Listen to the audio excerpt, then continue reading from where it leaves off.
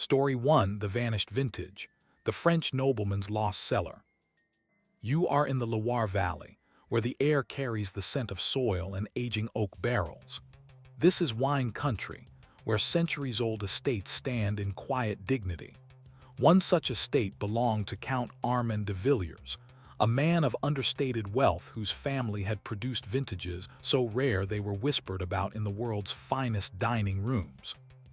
Yet in the early winter of 1987, something peculiar emerged from beneath the Chateau. His private wine cellar, valued at several million francs, had vanished. Not emptied, not vandalized, gone.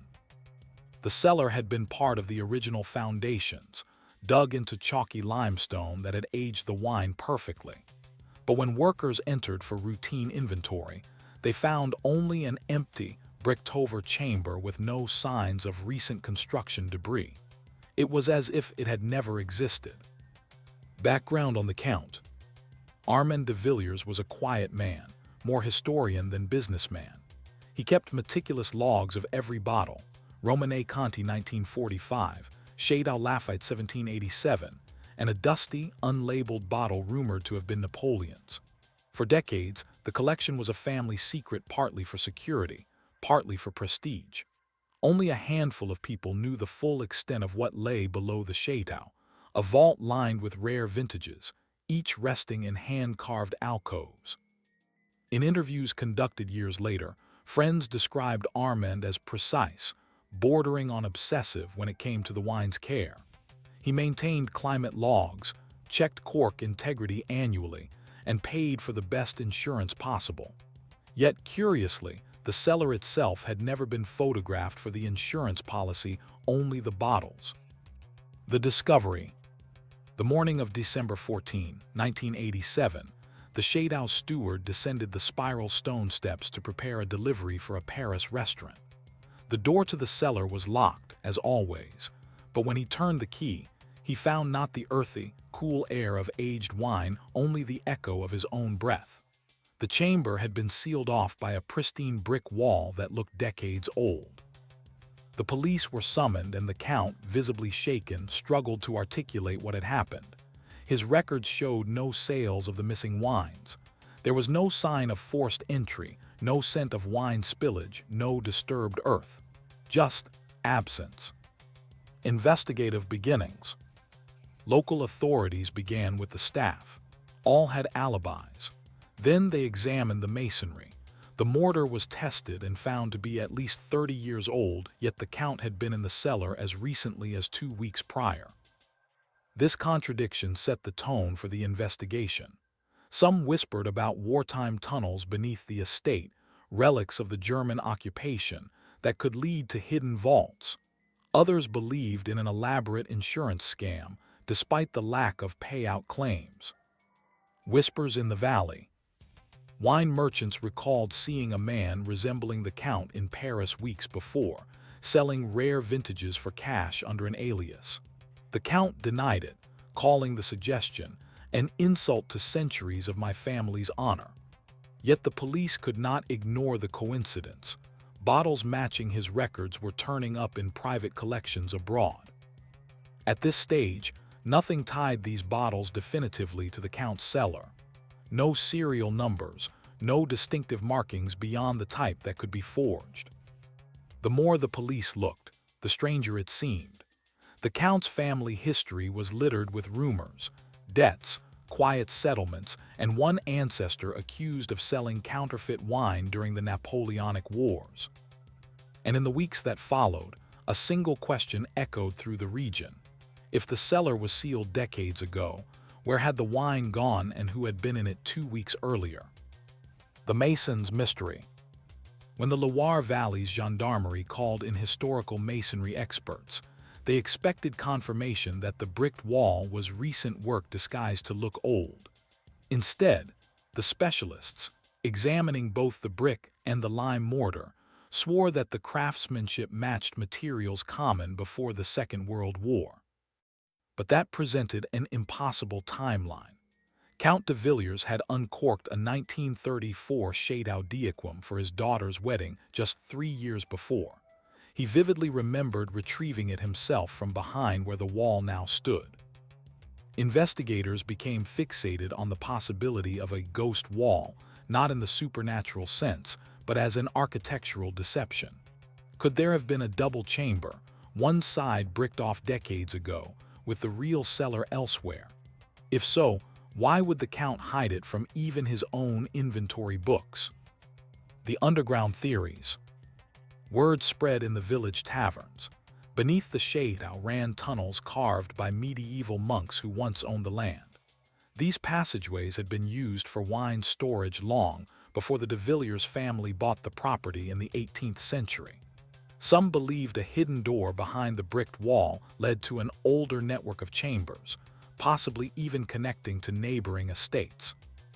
One particularly persistent rumor came from a retired resistance courier, now in his late 80s, who claimed that during the war he'd carried messages through a tunnel that passed near enough to smell the nobleman's bottles.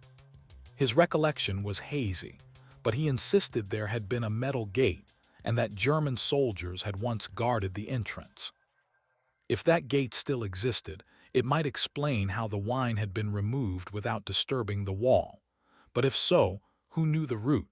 And why reveal it now after all these decades? An unexpected lead in Paris. A break came when an auction house in Paris contacted the police.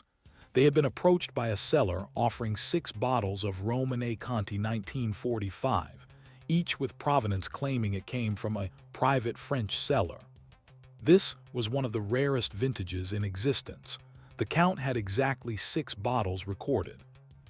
The auction house refused the consignment, suspecting the paperwork was forged. Still, they retained the photographs and the fingerprints of the cellar prints that matched an unsolved theft in Brussels 2 years earlier. The man's name was given as Jean-Paul Ravel, a small-time art dealer known for trafficking in stolen goods. His whereabouts, however, were unknown. The Count's denial and the inspector's doubt. Inspector Lucien Perrin, who led the investigation, began to see cracks in the Count's narrative. While Armand was adamant that he had been victimized, he grew evasive when asked about his financial affairs. Rumors of unpaid property taxes and a failed investment in a Bordeaux shipping company surfaced. Then there was the matter of the missing insurance coverage. Perrin found it puzzling that a man as meticulous as the Count would insure each bottle individually, but never photograph the cellar itself, a basic precaution. When confronted, Armand claimed that photographing the cellar would only tempt thieves, insisting that secrecy was the best lock. But Perrin couldn't shake the feeling that secrecy also made it easier to hide a sale. Family shadows. The Count's nephew, Philippe de Villiers, proved a reluctant interviewee. He had spent his youth working in the Château's vineyards but left for Paris under strained circumstances. Philippe admitted, with hesitation, that the family had a history of quietly liquidating assets in times of trouble, including selling heirlooms to foreign buyers under assumed names. He also revealed that his uncle had been visited in recent months by a man fitting Jean-Paul Ravel's description. They spoke in the library, Philippe recalled. The next day, my uncle was lighter in mood, as if a burden had been lifted. The implication was difficult to ignore. Had the Count arranged for Ravel to steal the wine, enabling a discreet sale without tarnishing the family's name? The search below. Perrin requested permission to excavate beneath the Château. The Count initially resisted, citing concerns for the building's structural integrity, but eventually relented after a court order. The search was painstaking. Ground-penetrating radar revealed anomalies voids beneath the eastern wing. When workers broke through a section of the floor, they found a narrow passage descending into darkness. The air smelled faintly of earth and mildew, but no wine. The tunnel led to a chamber lined with empty racks, their dust patterns indicating bottles had rested there for decades. From the far side, another tunnel snaked away, blocked after 20 meters by a cave-in. The cave-in conundrum. Engineers determined the collapse was recent, perhaps within the last year. If the thieves had used this route, they might have removed the wine before sealing their escape.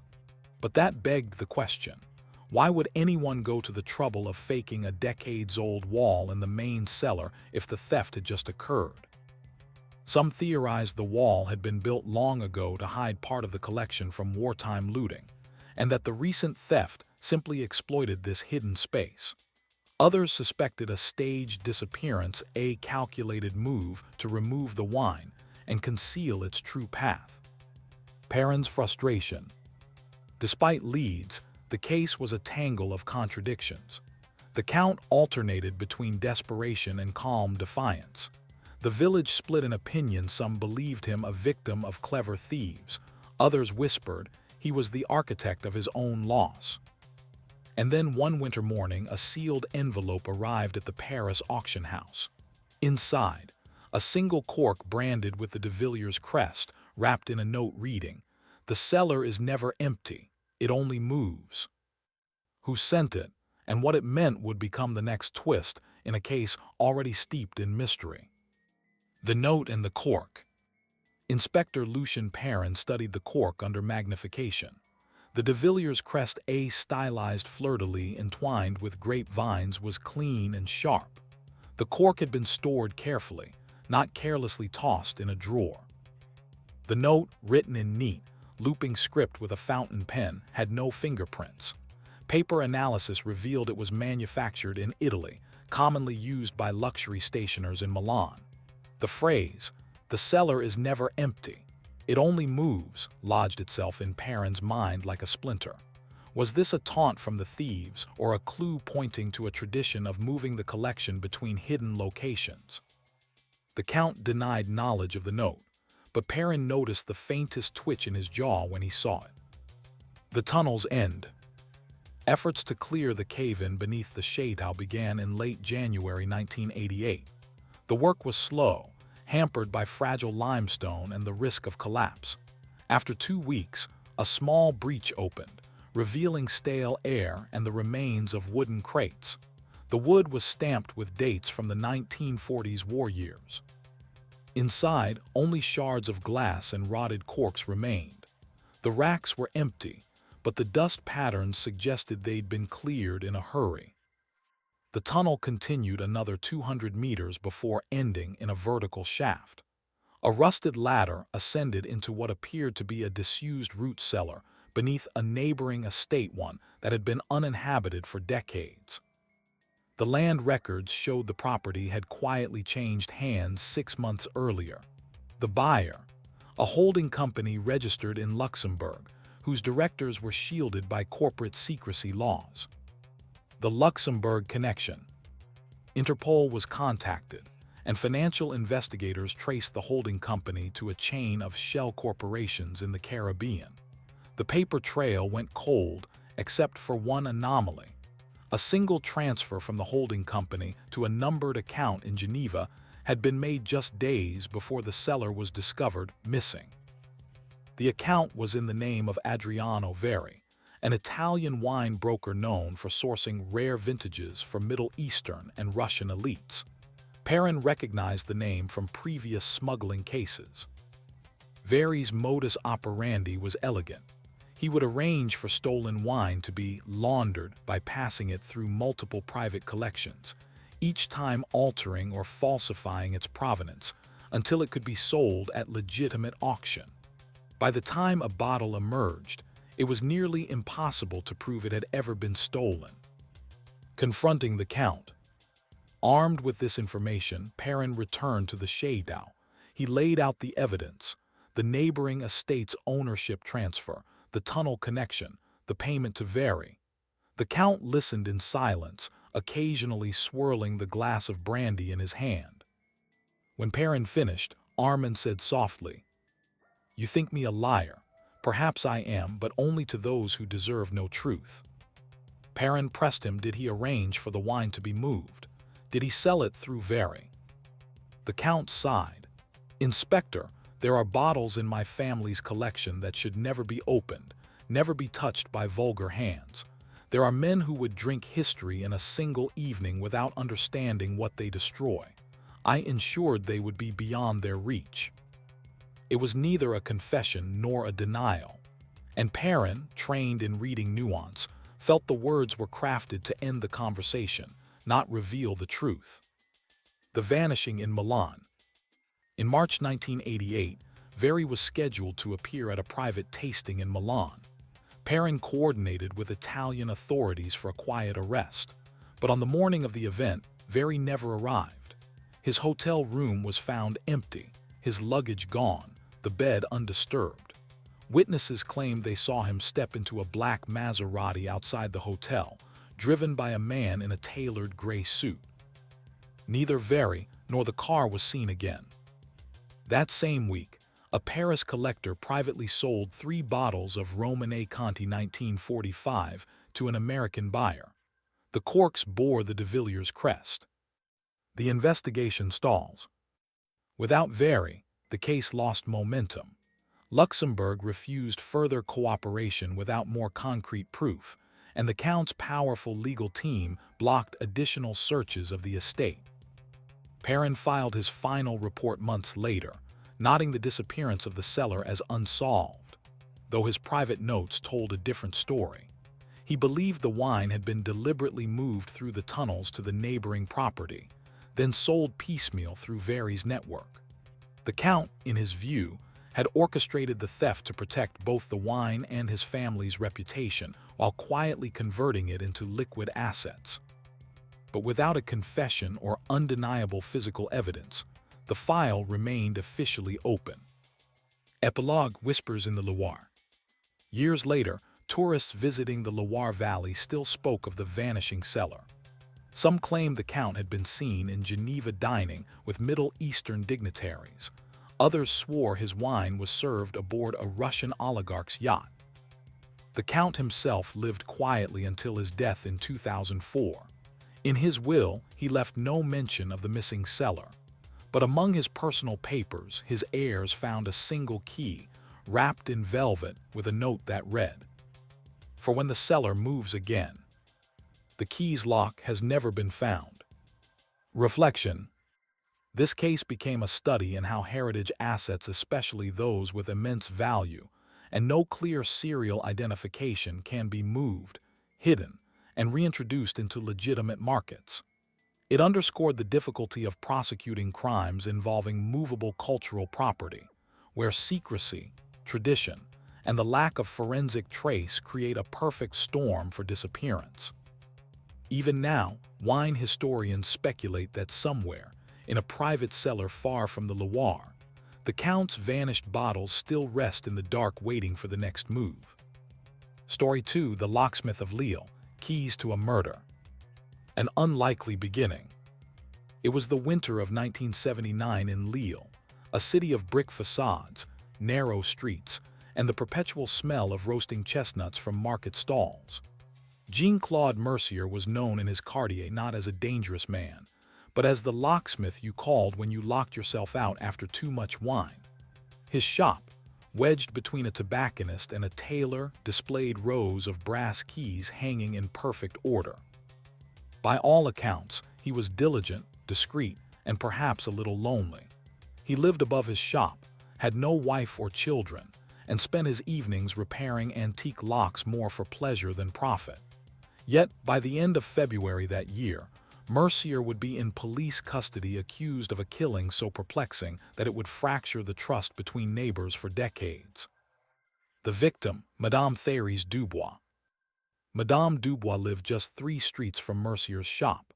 A retired schoolteacher, she was sharp-tongued but fair, fiercely protective of her privacy, and in possession of a modest fortune from inherited property. She was last seen alive on the evening of February 12, 1979, returning from the grocer, with her usual basket of bread, cheese, and a small bottle of wine. 2 days later, her body was found inside her apartment. The door was locked from the inside, the windows latched, and there were no signs of forced entry. She had been struck once fatally, with a heavy object later identified as a brass candlestick from her own mantel. The locked room aspect was immediately unsettling. The only spare key was said to be in the possession of her niece in Paris, who had not visited in months. The first link to Mercier. It was Madame Dubois' neighbor, Monsieur Laurent, who first suggested that a locksmith might hold the answer. He told police that a week before her death, he had seen Mercier entering her building carrying his leather tool satchel. When questioned, Mercier admitted he had been called to repair the front door lock after Madame Dubois complained of a stiff mechanism. He claimed she paid him in cash and that the work took less than 20 minutes. The police found no reason at first to suspect him until they examined the lock itself. The mechanism had been altered in a subtle but telling way. The pins inside were filed just enough to make duplicate key production almost effortless for someone with skill. An invisible entry. Forensic locksmiths determined that if a duplicate key had been made, it could have opened the door silently, with no marks left on the brass. This meant the killer could have walked in, committed the murder, and left locking the door again behind them without leaving a trace of forced entry. The theory was straightforward, but proof was elusive. Police searched Mercier's workshop and found hundreds of unmarked keys, some cut, others blank. Nothing tied specifically to Madame Dubois' apartment. Yet in a drawer beneath his workbench, they found something peculiar, a slip of paper with an address written in neat block letters, her address. Next to it was a date, Feb 12, the same day she was last seen alive. Mercier claimed the note was simply a record of the job he had done, but investigators wondered, why keep it for a week? And why date it after the repair rather than at the time? The missing money. Further complicating matters was the disappearance of a small metal box from Madame Dubois' wardrobe. Her niece, arriving from Paris, insisted it had contained 12,000 francs in cash, part of her aunt's habit of keeping emergency funds close at hand. The box was gone. Mercier denied knowing anything about it, but the police uncovered receipts showing he had made 2 large deposits to his bank in the days following her death. The amounts were suspiciously close to the missing sum. When confronted, he claimed the deposits came from the sale of antique locks to a collector in Brussels. Unfortunately for him, the so-called collector could not be found. Neighbors' stories. As word spread through the quartier, neighbors began recalling small, unsettling details. One woman claimed she had seen Mercier lingering near Madame Dubois' building late on the night of February 12th. Another insisted she had heard 2 sets of footsteps in the stairwell around the time of the killing, one heavy, one lighter, as though someone was following another up the stairs. These accounts were inconsistent, but they painted a picture of opportunity. Mercier's skill with locks meant he could enter without notice. His solitary life gave him ample time, and now there was a potential financial motive. The defense of routine. Mercier's defense was maddeningly simple. On the night in question, he claimed to have been in his shop repairing a series of antique padlocks for a local museum. He even provided an invoice, signed and dated. However, the museum's curator admitted that while the invoice was genuine, it had been filled out in Mercier's handwriting, not the museum, and could have been completed after the fact. Worse, the padlocks in question had not been picked up until 3 days after the murder, leaving the door open for Mercier to have done the work later, using it as a false alibi. The turning point, a second key. The investigation reached a critical moment when a young constable, searching Mercier's shop for a 3rd time, pried open the false bottom of a wooden drawer. Inside was a single brass key, unlabeled but fresh from the cutting wheel. When tested against Madame Dubois' door, it slid in and turned smoothly. The locksmith claimed it was a spare he had made during the repair but had forgotten to discard. For the police, it was the first tangible link between Mercier and the locked room. Yet, without witnesses placing him inside at the time of the murder, it was still circumstantial. An unanswered question. If Mercier had killed Madame Dubois, why risk entering her apartment when she could have screamed, fought, or recognized him instantly? Unless he had been invited in. This idea shifted the investigation's focus. Had the two known each other more closely than they admitted? Had there been arguments over money, property, or something more personal? The answers lay somewhere between the precision of a locksmith's file and the private life of a reclusive woman. And as the trial approached, Leal began to wonder whether the man who had held their locks, secrets for decades, had also held the key to something far darker. The trial opens. By the summer of 1979, the Palais de Justice in Lille was packed for the opening day of the People versus Jean-Claude Mercier. The case had gained a quiet notoriety, not because of sensational violence, but because of its intricate, almost surgical precision. The press dubbed it the locksmith's crime, a killing committed, if the prosecution was to be believed, without breaking so much as a splinter from the victim's doorframe. The prosecution's theory was simple in outline. Mercier, after repairing Madame Dubois' lock, secretly kept a duplicate key. On the night of February 12th, he entered, possibly under the pretense of checking on the repair or delivering something. Once inside, a confrontation occurred, perhaps over money owed, perhaps over something more personal. In the struggle, he struck her with the candlestick, stole the 12,000 francs and left, locking the door behind him. The prosecution's case. Prosecutor Haileen Gravier leaned heavily on the forensic lock analysis, the presence of the duplicate key in Mercier's shop, and the suspiciously timed bank deposits. She also called neighbors to testify about seeing him near the victim's building late that evening. One elderly witness, Madame Lefevre, recounted hearing a knock at Dubois' door, followed by the sound of voices.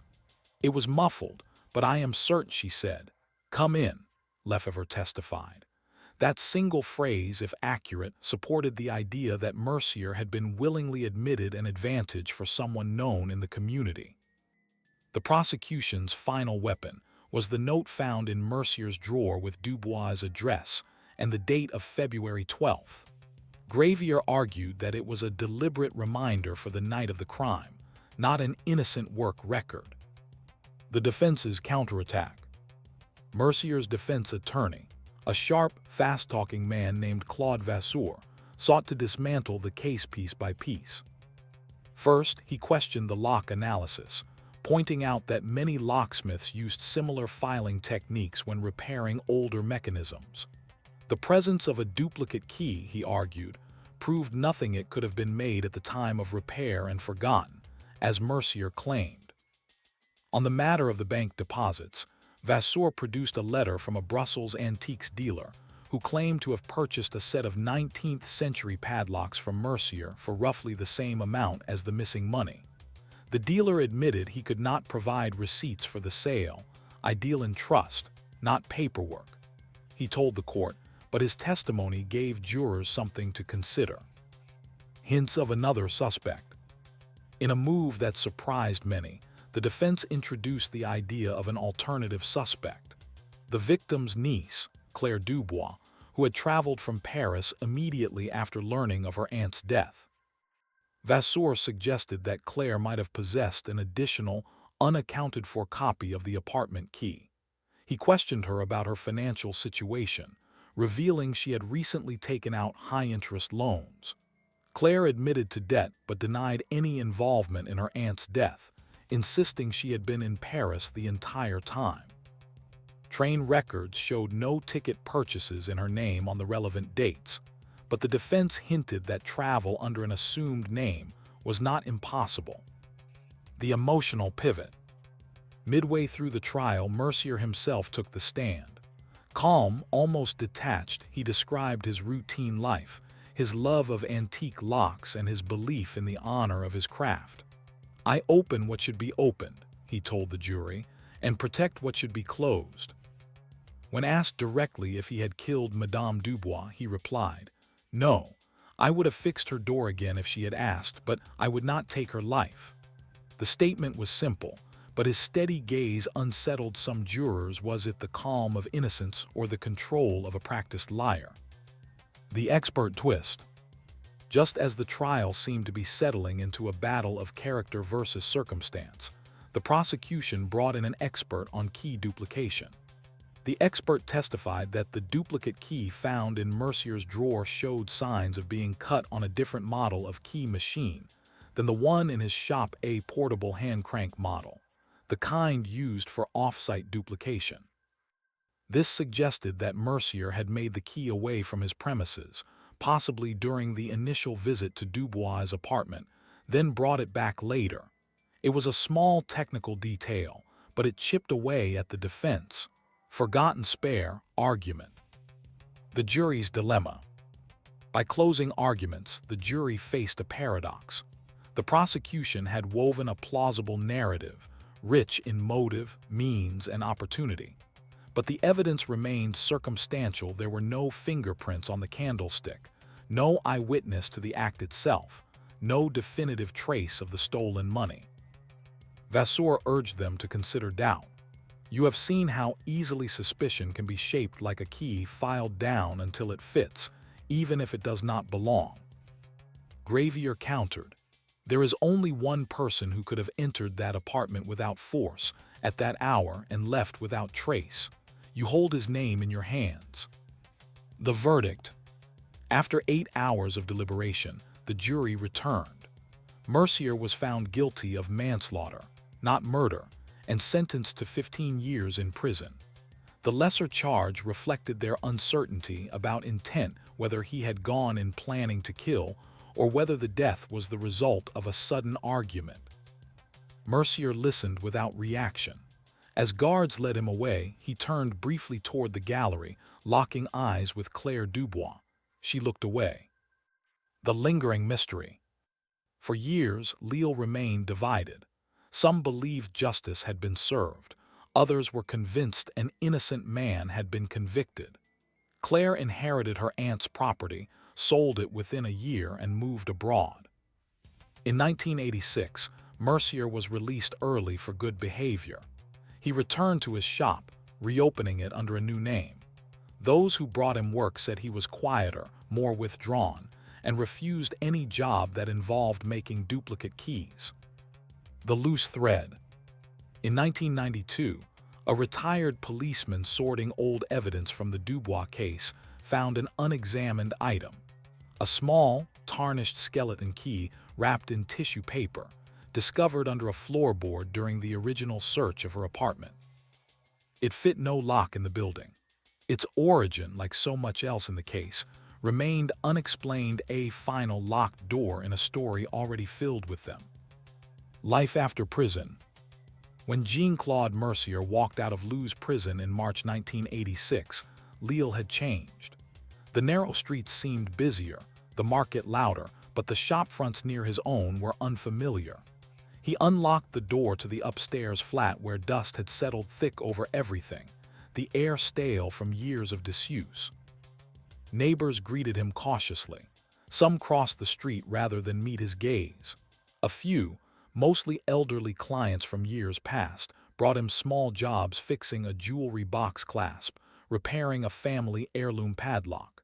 But even those who hired him whispered in markets and cafes, "Would you let him have your house key?" Mercier stopped offering home visits entirely. Customers would drop items at the shop and pick them up days later. The locksmith who once prided himself on never refusing a door now refused to cross a threshold. The skeleton key revisited. Meanwhile, that odd skeleton key found under Madame Dubois' floorboard in 1979 remained in the police archives. In 1992, Inspector Henry Morel, a younger officer with a taste for unsolved cases, began reviewing the file for a cold case series. The key intrigued him. Skeleton keys were uncommon in modern Lille. Most residential locks had long since shifted to pin-tumbler systems. Morel had it examined by a locksmith historian, who identified it as a grandmaster key, a specialized tool capable of opening multiple locks in a building fitted with a compatible system. This raised questions. If Dubois' building had such a system, and records suggested it once did, then more than one resident or anyone with access to that master key could have entered her flat without force. Mercier's supposed duplicate might not have been the only silent way in. Tracing the Grandmaster. Morel tracked down the building's maintenance company from the 1960s and 70s. Retired employees recalled that a handful of Grandmaster keys were issued to trusted tradesmen, including a now-defunct security firm that had gone bankrupt in 1978, a year before the murder. One name leapt out: André Fournier, a handyman who had been responsible for small repairs in Dubois' building. Fournier left Lille abruptly in early 1979, moving to Lyon. He had a history of petty theft and had been suspected, though never charged, in a string of apartment burglaries in the mid-1970s. When Morel dug deeper, he found Fournier had died in 1984, 2 years before Mercier's release, in what police described as an alcohol-related accident. His possessions were auctioned off, and among them, according to a surviving inventory, was one brass key, ornate head. The description matched the Grandmaster. The niece's silence. Morel also reached out to Claire Dubois, now living in Belgium. She refused a formal interview but spoke briefly over the phone. Her voice was tight, defensive. She admitted she had never liked Mercier and believed his conviction was correct, but when asked about Fournier, she claimed she barely remembered him. Yet old letters in the case file hinted otherwise. A postcard from Lyon to Dubois' address, signed only A, expressing hope to see you again soon. Postmarked April 1978, it was addressed to Claire, not her aunt. Had Claire known Fournier? Was there some arrangement between them? If Fournier had a Grandmaster key, could he have entered the apartment that night either alone or with Claire? Mercier's reluctant cooperation. Morel decided to visit Mercier, still running his modest shop under the name Atelier des Clefs Anciens. The locksmith was older, thinner, but his eyes remained sharp. Morel laid out the theory: the skeleton key, Fournier, the possible connection to Claire. Mercier listened in silence for several minutes before saying, "You think this helps me? That if there's another suspect I can be free? I have been free for 6 years, Inspector, but my name is not. You cannot unlock a door that people have already nailed shut." He did, however, confirm that he had seen Fournier in the building the week before Dubois' death. "He was fixing something in the stairwell. I thought nothing of it." When Morel asked why he had never mentioned this during the investigation, Mercier's answer was chilling in its simplicity. No one asked. The quiet confession. 2 weeks later, Morel received an anonymous envelope at the precinct. Inside was a single page torn from a diary dated February 13, 1979, the day after the murder. The handwriting matched samples from Claire Dubois. It read, "A came late, said it went wrong, took more than we agreed. I told him I wanted nothing more to do with it. He said the money will help me. Burned the rest." The page bore a faint smear of something reddish-brown along one edge. Tests could not conclusively determine if it was blood, too degraded after 13 years. When approached again, Claire refused to speak further and threatened legal action if her name was mentioned in any official statement. The unchanged record. In the end, Morel's findings were added as a supplemental note to the file. With Fournier dead and Claire beyond the reach of willing testimony, no charges were brought. Mercier's conviction remained on record, and the Grandmaster key was placed in the police museum's collection as an artifact of an unresolved matter. Reflections in the workshop. In his final years, Mercier was seen less and less in his shop, though the brass key silhouettes in the window remained.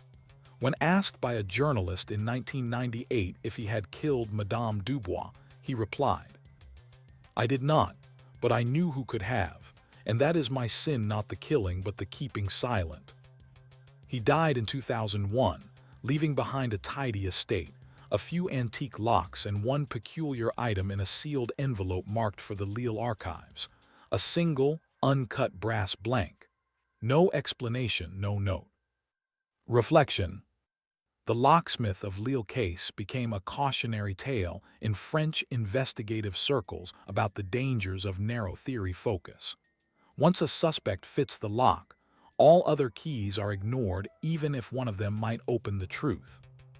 In Lille's older neighborhoods, residents still tell the story of Mercier in lowered voices, as if speaking too loudly might make him appear with a file and a key, ready to open what they would rather keep shut. Story 3: Silk and Cyanide, the Seamstress of Marseille. The first threads. Marseille in the early 1950s was a city of salt air, rusting ship hulls, and the hum of sewing machines in cramped workshops. It was a port where ships brought in silk from the east and exported wines, olive oil, and sometimes things not listed on any manifest. In a narrow street near the old port lived Elise Fournier, a woman in her late 40s whose skill with needle and thread was the quiet envy of the city's dressmakers. Known as La Couturière Silencieuse, she took in delicate, high-paying work, bridal gowns, evening dresses, and custom alterations for wealthy clients who prized her discretion as much as her craftsmanship. But by the spring of 1954, Elise's name would be whispered not for her gowns, but for her alleged role in a slow, deliberate killing, a death as precise and calculated as her stitching. The death of Henry Beaumont. Henry Beaumont was a shipping agent, 62 years old, a man of impeccable suits and a reputation for keeping Marseille's more informal trades running smoothly. He was also a client of Elise, commissioning her to mend and alter garments too fine for an ordinary tailor. On the evening of April 17, 1954, Beaumont collapsed at his home during a small dinner gathering. He died within minutes. The initial assumption was a heart attack, but an autopsy requested by his family due to his good health revealed traces of potassium cyanide in his bloodstream. Cyanide was not an easy poison to obtain in post-war France. Its smell and taste could be masked only briefly, and it killed fast. Whoever administered it had to know exactly what they were doing. The unlikely connection. Police, led by Inspector Luc Durand, began their inquiries with Beaumont's staff and recent acquaintances. One name recurred with surprising frequency: Elise Fournier. Several guests at the dinner noted that Beaumont had worn a freshly altered silk cravat that night, a gift, he claimed, from a friend who understands elegance. That cravat, when examined, yielded a disturbing discovery. In the folds of the fabric, faint traces of cyanide powder were detected. The positioning suggested the poison had been applied where it would touch Beaumont's lips or skin, possibly seeping into his mouth during the evening. Durand visited Elise's workshop. She admitted making the cravat and delivering it to Beaumont 2 days earlier, but insisted she had no knowledge of any poison. The workshop search. A warrant was issued. The search of Elise's workroom uncovered several bolts of silk, fine embroidery tools, and a locked wooden box beneath her sewing table. Inside were small glass vials, one of which contained residue later identified as potassium cyanide. Elise explained that she used the substance for cleaning and restoring certain tarnished metallic threads, a technique she claimed to have learned from her grandmother. While cyanide had indeed been used historically for some textile processes, by the 1950s it was rare, heavily regulated, and considered dangerous even in minute quantities. Her explanation didn't convince Durand, especially when he learned that Beaumont had been due to testify in a quiet financial dispute involving a company that once employed Elise's late husband. The husband's shadow. Elise's husband, René Fournier, had died in 1942 during the German occupation. He'd been a dockworker with alleged ties to the resistance and, according to wartime rumors, to black market dealings that sometimes overlapped with Beaumont's own activities. After Renee's death, Elise had retreated into her sewing, living modestly but maintaining select connections among Marseille's shipping and trade circles. Some suspected she kept silent not just about her husband's work, but about debts and betrayals that had never been settled. The dinner guests' testimony. Durand questioned the 6 people present at Beaumont's final dinner. One guest, a wine merchant named Elaine Roux, remembered Beaumont adjusting his cravat repeatedly and once remarking, "This silk has a strange perfume tonight." No one else noticed an odor, but Roux insisted it was like bitter almonds, the telltale scent of cyanide to those sensitive to it. Another guest, Beaumont's secretary, recalled seeing him place the cravat on a chair before the meal and then put it back on afterward, as though it were an essential part of his appearance. This detail opened the possibility that someone else in the room could have applied the poison during the dinner itself. The poison's path. A chemist consulted by police proposed a chilling method. Cyanide powder could be applied to fabric in such a way that it remained trapped between folds, releasing only when warmed by body heat or slight moisture from breath or sweat. If Elise had prepared the cravat with such precision, the poison might not have been noticed until Beaumont wore it for several hours. This theory painted Elise as both highly skilled and dangerously deliberate, but it also required opportunity. Beaumont could have handled the cravat himself in ways that exposed him to the powder, or another guest could have added it without his knowledge. Elise's silence. Throughout questioning, Elise remained composed, speaking softly, choosing her words as carefully as her stitches. She admitted to disliking Beaumont, calling him a man who sows his pockets with other people's money, but denied any intent to kill him. When asked about the vial found in her workshop, she offered no further detail beyond her earlier claim of textile use. Durand noted in his report that her hands trembled slightly when the vial was mentioned, the only visible crack in her calm demeanor. The motive that wouldn't stay buried. Durand's breakthrough came from an unexpected source.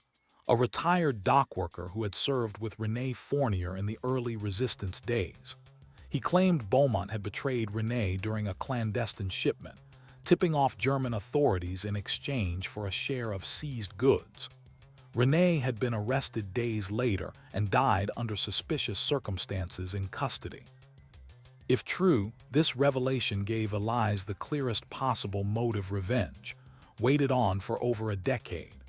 The elegance of the method, the personal nature of the gift, and the patience to strike when Beaumont least expected it painted a picture of a crime stitched together over years.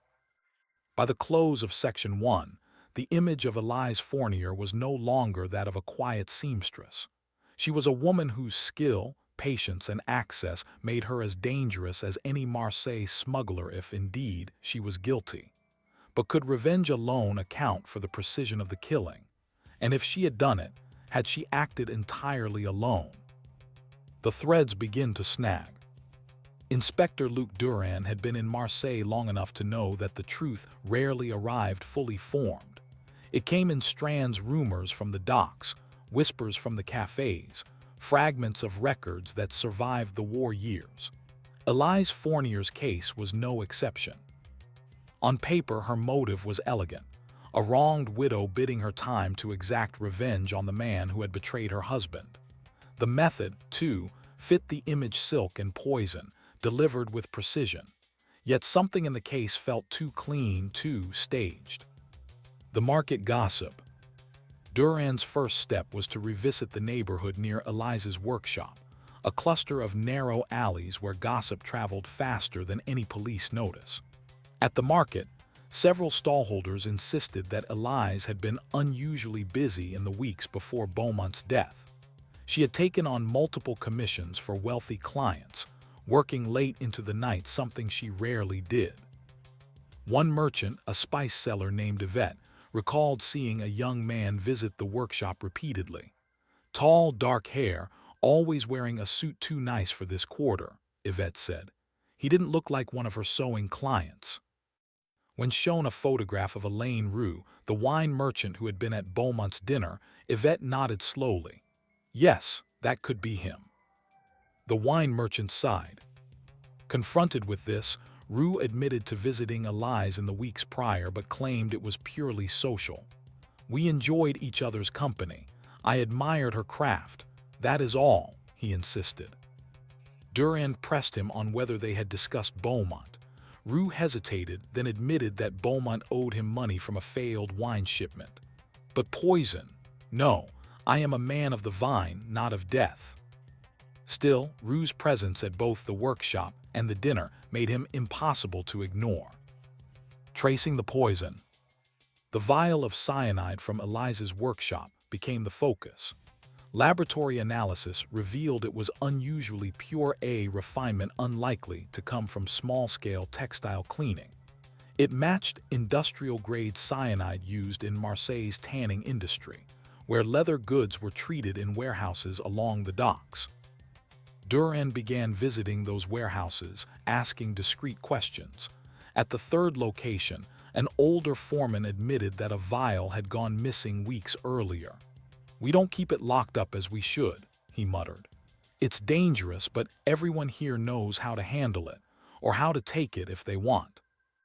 When pressed on who had been present in the tannery during that period, the foreman mentioned a list of names, one of which belonged to a part-time dock laborer, who also worked occasional shifts delivering fabric bolts to Elise's workshop.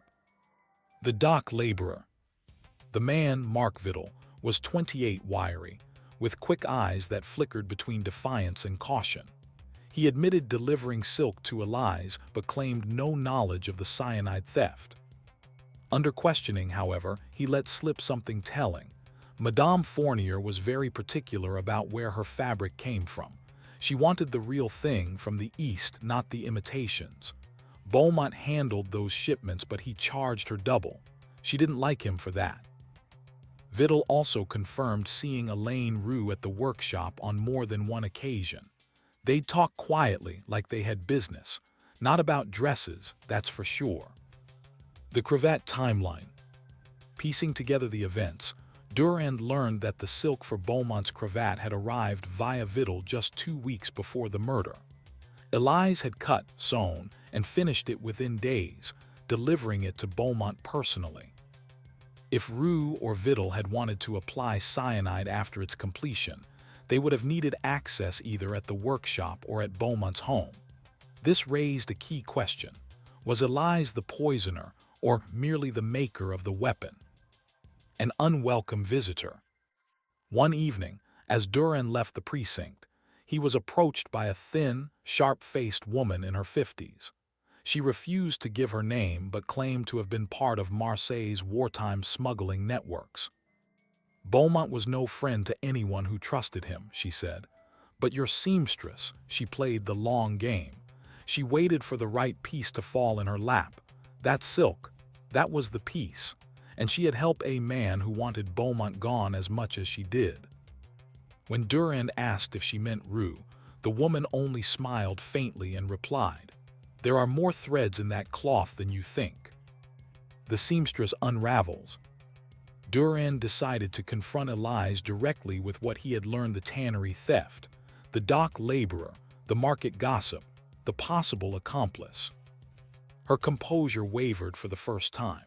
She denied conspiring with anyone, denied knowing Vidal beyond his deliveries, denied discussing Beaumont's debts with Roux. But her voice caught when Durand asked, "Did you know Beaumont was to testify against someone the week after his death?" She stared at him for a long moment before answering. "I knew he would speak, but I did not know for whom or against whom, and I did not care. My business with him was older than any court." The testimony that never came. Digging into court schedules, Durand discovered that Beaumont had indeed been scheduled to testify in a commercial fraud case involving a wine export syndicate. One of the accused, Elaine Roux. This revelation tied the strands together. Roux had motive to silence Beaumont to protect himself from prison. Elise had motive to settle an old score for her husband. The possibility of collaboration now seemed unavoidable. The night of the dinner. Witnesses from that evening began to recall small but significant details. A servant remembered Rue stepping away from the table and entering Beaumont's study, where his coat and accessories had been placed. Another recalled Elise arriving later than expected when she delivered the cravat, staying only briefly, then leaving before most guests arrived. It was possible, Durand realized, that the silk had been prepared without poison until someone, perhaps Rue, applied it in the hours before the dinner. By the end of Section 2, the case was no longer the simple tale of a widow avenging her husband. It was a web of overlapping motives, shared opportunity, and a poisonous partnership that might have dissolved the moment Beaumont drew his last breath. Closing the circle.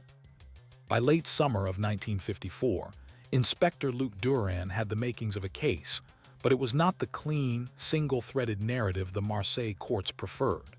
He had two strong suspects: Elise Fournier, with her long-held grudge and proximity to the poisoned cravat, and Elaine Rue, the wine merchant who stood to lose everything if Beaumont testified. But to secure a conviction, Durand needed more than motive. He needed proof that one or both had applied the cyanide. The tannery connection.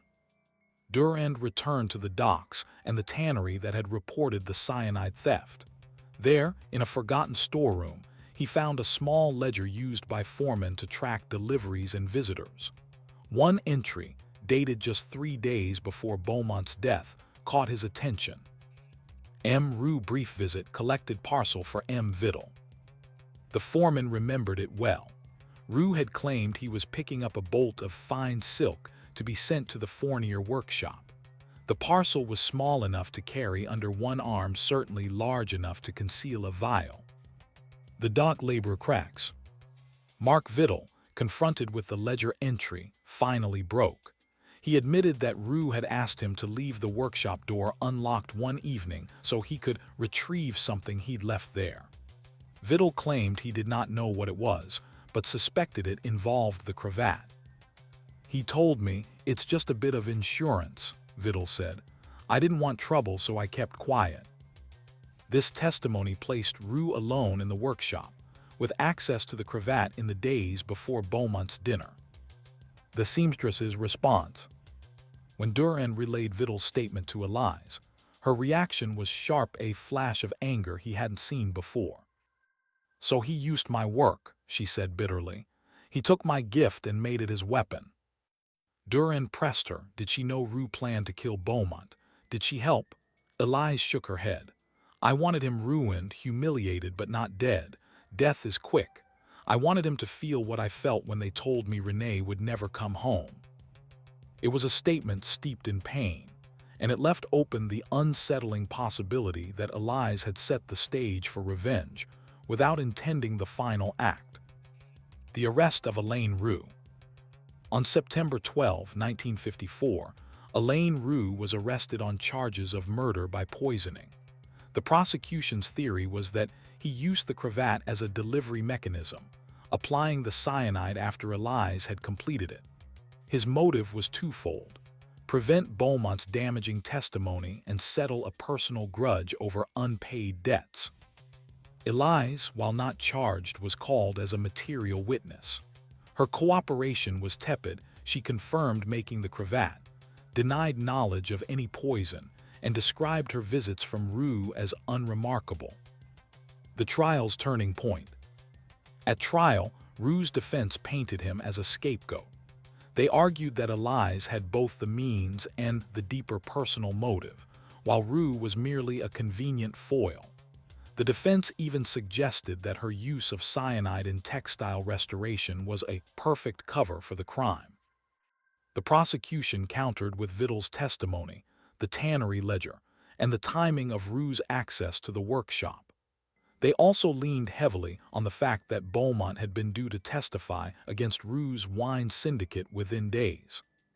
But the most damning evidence came from the chemist.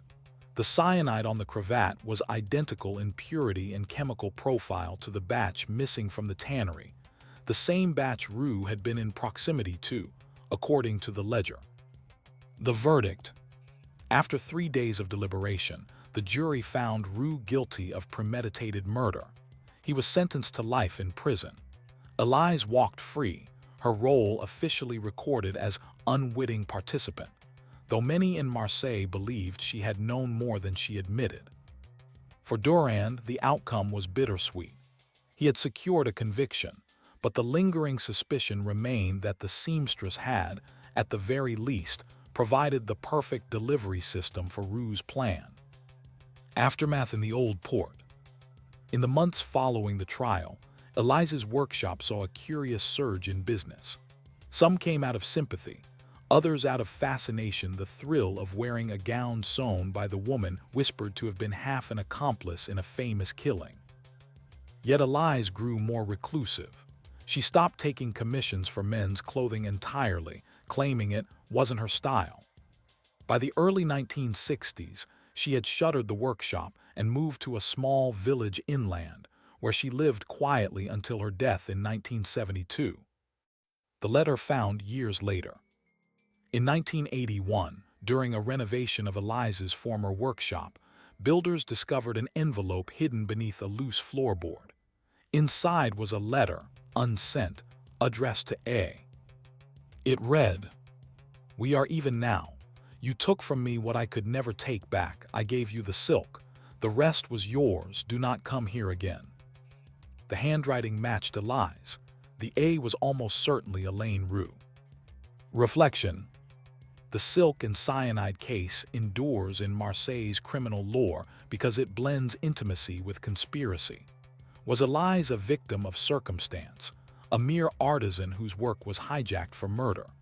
Or did she lay the groundwork, allowing Rue to finish the act she could not bring herself to commit? The truth lies somewhere in that gray seam, a place where justice is stitched together from imperfect cloth, and where some stains, no matter how faint, can never be washed out. Story 4. The Clockmaker's Secret in Besançon. The City of Clocks. Besançon, in eastern France, is a city where time is not merely told, it is crafted. Known since the 18th century for its precision watchmaking, the city's narrow streets and stone facades seem to tick in quiet synchrony. In 1963, one of its most respected craftsmen was Louis Charpentier, a clockmaker whose skill was matched only by his aversion to attention. Louis's workshop sat on Rue Baton. Its window display a careful arrangement of gleaming brass pendulums and intricately carved wooden cases. Each piece seemed to carry the dignity of centuries. Customers trusted him not just to repair their timepieces, but to safeguard them. Many left antique clocks in his care for months at a time. But one winter morning, Louis's reputation shattered when police discovered that one of the city's oldest treasures, a rare 18th-century marine chronometer, had gone missing under his watch, and that its disappearance was linked to a death. The lost chronometer. The chronometer in question had been crafted in 1774 by Ferdinand Berthoud, a master horologist whose instruments guided French naval expeditions. This particular piece had been housed in the Musée du Temps for decades, until a faulty escapement prompted curators to send it to Charpentier for delicate restoration. The work was routine for Louis. He logged the intake, examined the mechanism, and began repairs in early December. But when museum officials arrived to collect it in January, Louis told them, pale and shaking, that it had been stolen from his workshop during the night. The lock on his door was undamaged, the windows unforced. Only the glass display case where the chronometer had been kept was empty. The death in the Doubs. 2 days later, a fisherman on the Doubs River found the body of André Duval, a known small-time thief with a record of breaking into shops along Rue Baton. Duval's cause of death: hypothermia, likely after falling into the river while intoxicated. But in Duval's coat pocket, police found a brass winding key engraved with the same maker's mark as the missing chronometer. The key was clean, unworn, as if recently polished. This connection seemed obvious to the public. Duval had stolen the chronometer from Charpentier and died before he could sell it. Yet there was no sign of the timepiece among his few possessions, nor had he been seen carrying anything of its size. Inspector Valois steps in. Inspector Henry Valois, a methodical man from Dijon with a fondness for puzzles, was assigned to the case. He began by examining Charpentier's workshop. The lock was indeed pristine, but Valois noted something curious. The clockmaker's own wall clock was 3 minutes fast. When Valois mentioned it, Louis shrugged. "I keep it that way. It reminds me that even perfection needs humility." The answer seemed rehearsed. The quiet reputation of Louis Charpentier. Interviews with other shopkeepers painted Louis as a man of almost obsessive precision. He lived alone, kept meticulous records, and rarely socialized outside of work. But several mentioned that he had recently been visited by a stranger tall, in a dark overcoat, speaking with a Belgian accent. No one knew his name. One jeweler recalled overhearing the stranger mention Antwerp and an auction. The ledger discrepancy. Valois examined Louis's repair ledger and found that the chronometer's entry had been altered. The ink in the delivery date appeared fresher than the intake note, suggesting it had been rewritten. When pressed, Louis claimed he had simply corrected the date for clarity. Yet behind the neat handwriting, Valois sensed unease, not the panic of a man who'd been robbed, but the tension of one guarding a secret. The witness on the quay. A dockworker on the quay Vauban came forward with a peculiar account. On the night of the alleged theft, he had seen Louis walking along the river carrying a small wooden case. The description matched the size of the chronometer's storage box. Louis denied the claim outright. "Why would I walk by the river with something so valuable in the middle of the night?" Valois didn't answer, but he noted that the wooden case had not been found among Louis's possessions or Duval. Theories begin to split. By the end of the first week, 2 possibilities emerged. Theory 1. Duval, known for his nimble hands, entered the workshop using a skeleton key, stole the chronometer, and hid it before he died. The winding key in his pocket was proof enough of his guilt. The chronometer's location died with him. Theory 2. Louis staged the theft, passing the chronometer to an associate, perhaps the Belgian stranger, for discreet sale abroad. Duval's involvement was incidental, perhaps hired to carry the key or as a scapegoat. His death might have been an accident or a silencing. As Section 1 closes, Inspector Valois stands in Louis Charpentier's quiet workshop, surrounded by the soft ticking of dozens of clocks. Each beat seems to whisper the same question. If time reveals all secrets, how long until this one runs out? The Belgian connection. Inspector Henry Valois began by tracing the stranger with the Belgian accent. His first stop was the Hotel du Nord, the only upscale lodging near Rue Baton. There, the clerk remembered a guest matching the description, Lucien Van Hout, a Belgian antique dealer who had stayed for 4 nights in early January, departing the day before Louis Charpentier reported the chronometer stolen. Van Hout had paid in cash and left no forwarding address, but the hotel's ledger included his signature, written with the looping flourish common in older Flemish handwriting. Valois sent the name to Belgian authorities, who responded with a file that painted a more troubling picture. Van Hout was suspected of trafficking in stolen art and antiques, often moving them through Antwerp's diamond district to disguise transactions. No convictions, but plenty of whispers. The case of the winding key. The winding key found on André Duval was Louis's undoing in the court of public opinion, but for Valois, it was a piece that didn't fit cleanly. Why would Duval carry only the winding key and not the chronometer itself? And why was it polished, almost gleaming, when Duval's habits suggested he would have pawned or concealed it quickly? The forensic technician offered a possibility. The key had been cleaned recently, perhaps to remove fingerprints or traces of handling. This suggested that whoever had given it to Duval wanted it found, as if planting evidence. Louis's alibi revisited. When Valois pressed Louis again on his whereabouts the night of the theft, the clockmaker repeated his earlier claim. He had been at home above the workshop, sleeping. No one could confirm or contradict it. But then Valois learned that Louis's back stairwell, used only for deliveries, opened onto a small alley connecting directly to the Quai Vauban, exactly where the dockworker had claimed to see him with the wooden case. From that point, it would have been a 5-minute walk to the river. The missing case. Valois became fixated on the storage case for the chronometer. Crafted from oak with brass fittings, it was distinctive enough that any pawnbroker or antique dealer would recall it. Inquiries across Besançon turned up nothing until a shopkeeper in Dijon reported buying a similar case from a man with a foreign accent in early January. The shopkeeper, unable to sell it, had used it to store watch parts. When shown a photo of Van Hout, he confirmed the resemblance. The case was sent to Besançon. Though its interior had been stripped of its velvet lining, faint impressions in the wood matched the exact dimensions of the Berthoud chronometer. Following the money, Valois requested Louis's bank records. Though the clockmaker lived modestly, he had made 2 large cash deposits in the week before the theft, unusual for a man who dealt mainly in repair fees. Louis claimed they were payments for a bulk order of restored mantel clocks from a Lyon dealer. When Valois contacted the supposed buyer, the man laughed bitterly.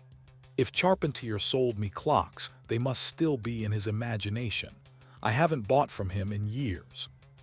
The Duval angle. Duval's sister revealed a key detail. Days before his death, André had been bragging that he was going to be paid for carrying something important, not stealing it. She recalled him mentioning a Belgian man who liked old things. If true, this supported the idea that Duval was an errand runner for Van Hout, perhaps ferrying the winding key as part of a staged theft narrative. The fatal trip to the river might have been payment gone wrong or deliberate removal of a loose end. The Belgian's shadow. Through Belgian police, Valois learned that Van Hout had been spotted in Geneva shortly after leaving France. Geneva, with its discreet banking and international auction houses, was a known waypoint for high-value contraband. A contact in the Swiss police quietly confirmed that a private sale of an 18th-century marine chronometer had taken place there 2 weeks after the theft. No names, no photos, but the description was a perfect match for the Berthoud piece. Confrontation in the workshop. Valois decided to confront Louis one last time. He laid out the timeline: Van Hout's arrival, Louis's deposits, the empty case in Dijon, Duval's sudden death, and the Geneva sale. Louis listened in silence, the rhythmic ticking of his shop's clocks filling the gaps. When Valois finished, the clockmaker finally spoke. "You think I sold it. Perhaps I did. Or perhaps I returned it to someone who wanted it more than the museum ever did. But tell me, Inspector, do you think time belongs in a glass case, waiting to be stared at, or in the hands of someone who understands it?"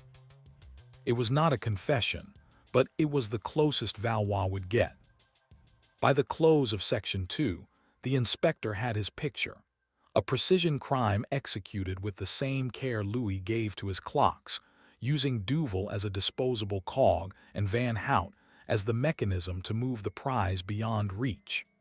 The final question was not whether Louis was guilty, but whether time itself would ever return the chronometer to Besançon. The last ticks of the investigation. By February 1963, Inspector Henry Valois had a file thick with circumstantial evidence, but very little that would stand in a French courtroom. Louis Charpentier's hands were too clean both literally and figuratively. The Belgian, Lucien Van Hout, had slipped out of reach across borders, and the only man who might have filled in the blanks, André Duval, was at the bottom of the dubs. The museum, humiliated by the loss of the Berthoud chronometer, pressed for an arrest. "If you can't recover it," the curator snapped. At least give the people someone to blame. Valois resisted. He'd seen too many cases collapse when built on impatience instead of proof. The pawnshop lead. The breakthrough came not from Besançon, but from Basel. Swiss police, still working Valois' quiet inquiries, found that the chronometer's original oak case, the one stripped of velvet, had been sold alongside a bundle of miscellaneous maritime items to a waterfront pawnbroker. Among those items was a brass plaque engraved, F. Berthoud 1774. When asked who had sold them, the pawnbroker described a neat man with an old-fashioned mustache and the air of a craftsman. The description matched Louis exactly. This was the first direct link between Louis and the disposal of the chronometer's accessories. Pressure on the clockmaker. Valois returned to Rue Baton. This time, he didn't waste words. He laid the plaque on Louis's workbench and waited. The clockmaker's eyes flickered just a twitch before he looked back at Valois. "Do you know what a chronometer like that is worth?" Louis asked. "Enough to pay for a retirement in comfort," Valois replied. "Or to ensure it isn't forgotten in some dusty museum, broken and neglected," Louis countered. It was the same evasive morality he'd used before, a justification that avoided the act itself. The museum's quiet arrangement. In a surprising twist, word reached Valois through an intermediary that the museum's trustees had entered into discreet talks with an unnamed private collector in Switzerland. The goal? To buy back the Berthoud chronometer without public scandal. Valois suspected that collector was either Van Hout or one of his clients, and that Louis was aware of the negotiations. If the sale went through quietly, the museum could save face, and Louis might escape formal charges entirely. The inspector's dilemma. Valois was torn. Pursuing Louis aggressively could collapse the delicate buyback, potentially losing the chronometer forever. But letting the deal proceed meant allowing a man he believed guilty to walk away untouched by the law. In the end, Valois made a choice that haunted him. He stepped back. The museum completed the private purchase in late April. Officially, the chronometer was recovered after being misplaced during restoration. Unofficially, it was a ransom. Louis's life afterward. Louis Charpentier's reputation in Besançon never recovered, even without formal charges. Clients drifted away. By 1965, he had sold his shop and moved to a small village in the Jura Mountains, taking only a few clocks with him. Those who visited him there said he still kept timepieces scattered through his home, each set to a slightly different minute, a private constellation of hours only he understood. He died in 1974, leaving no heirs. The Belgian's fate. Lucien Van Hout continued to surface in police whispers across Europe through the 1970s, his name attached to smuggled artworks and missing antiquities. He was reportedly killed in 1980 during a botched robbery in Antwerp, though no body was ever officially identified. An heirloom returns.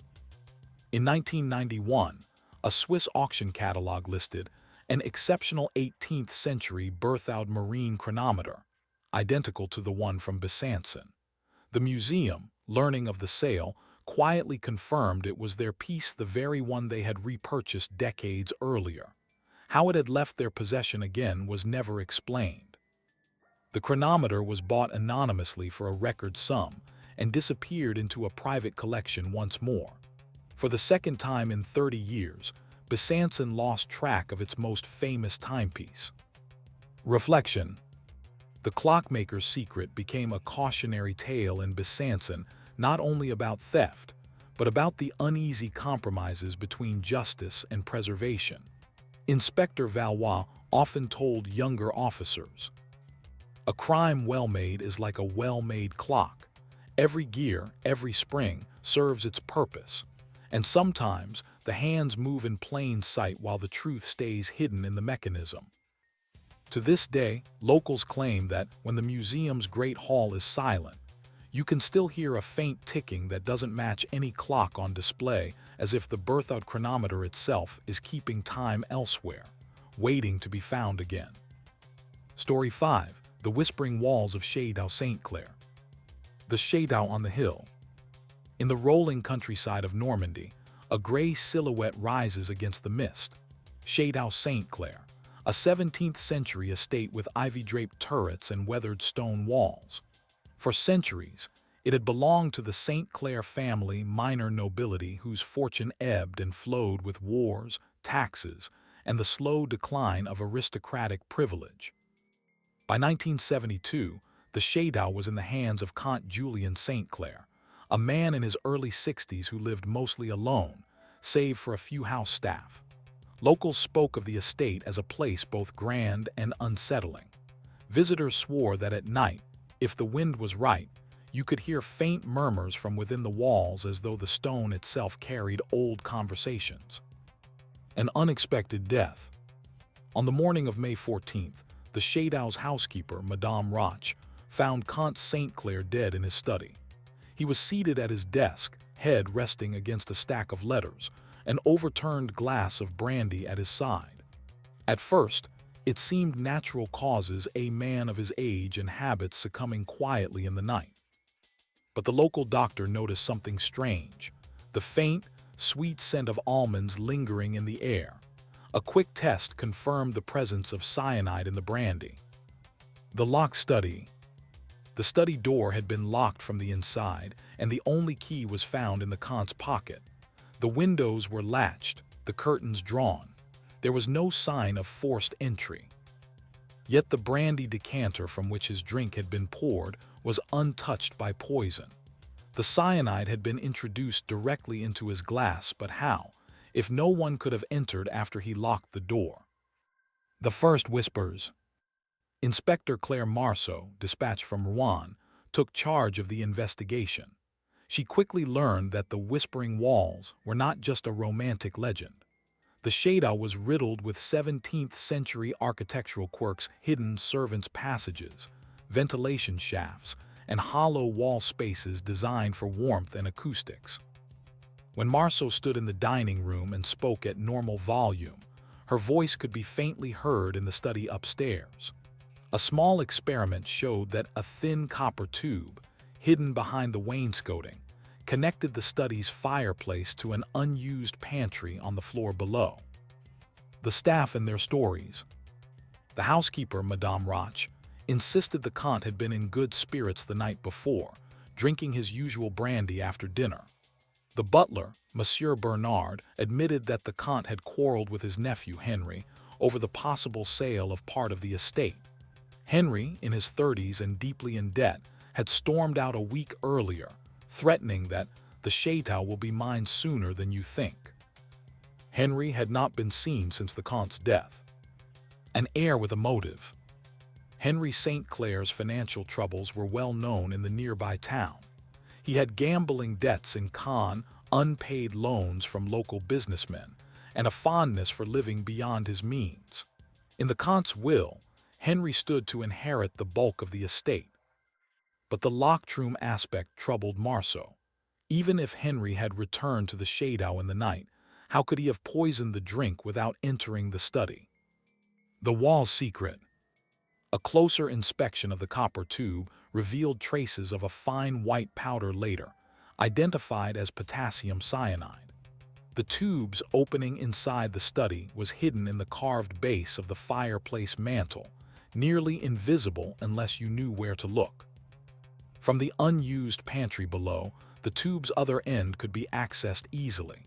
Someone could have waited there, listening for the Count to pour his brandy, then used a funnel to drop the poison directly into the glass through the hidden channel.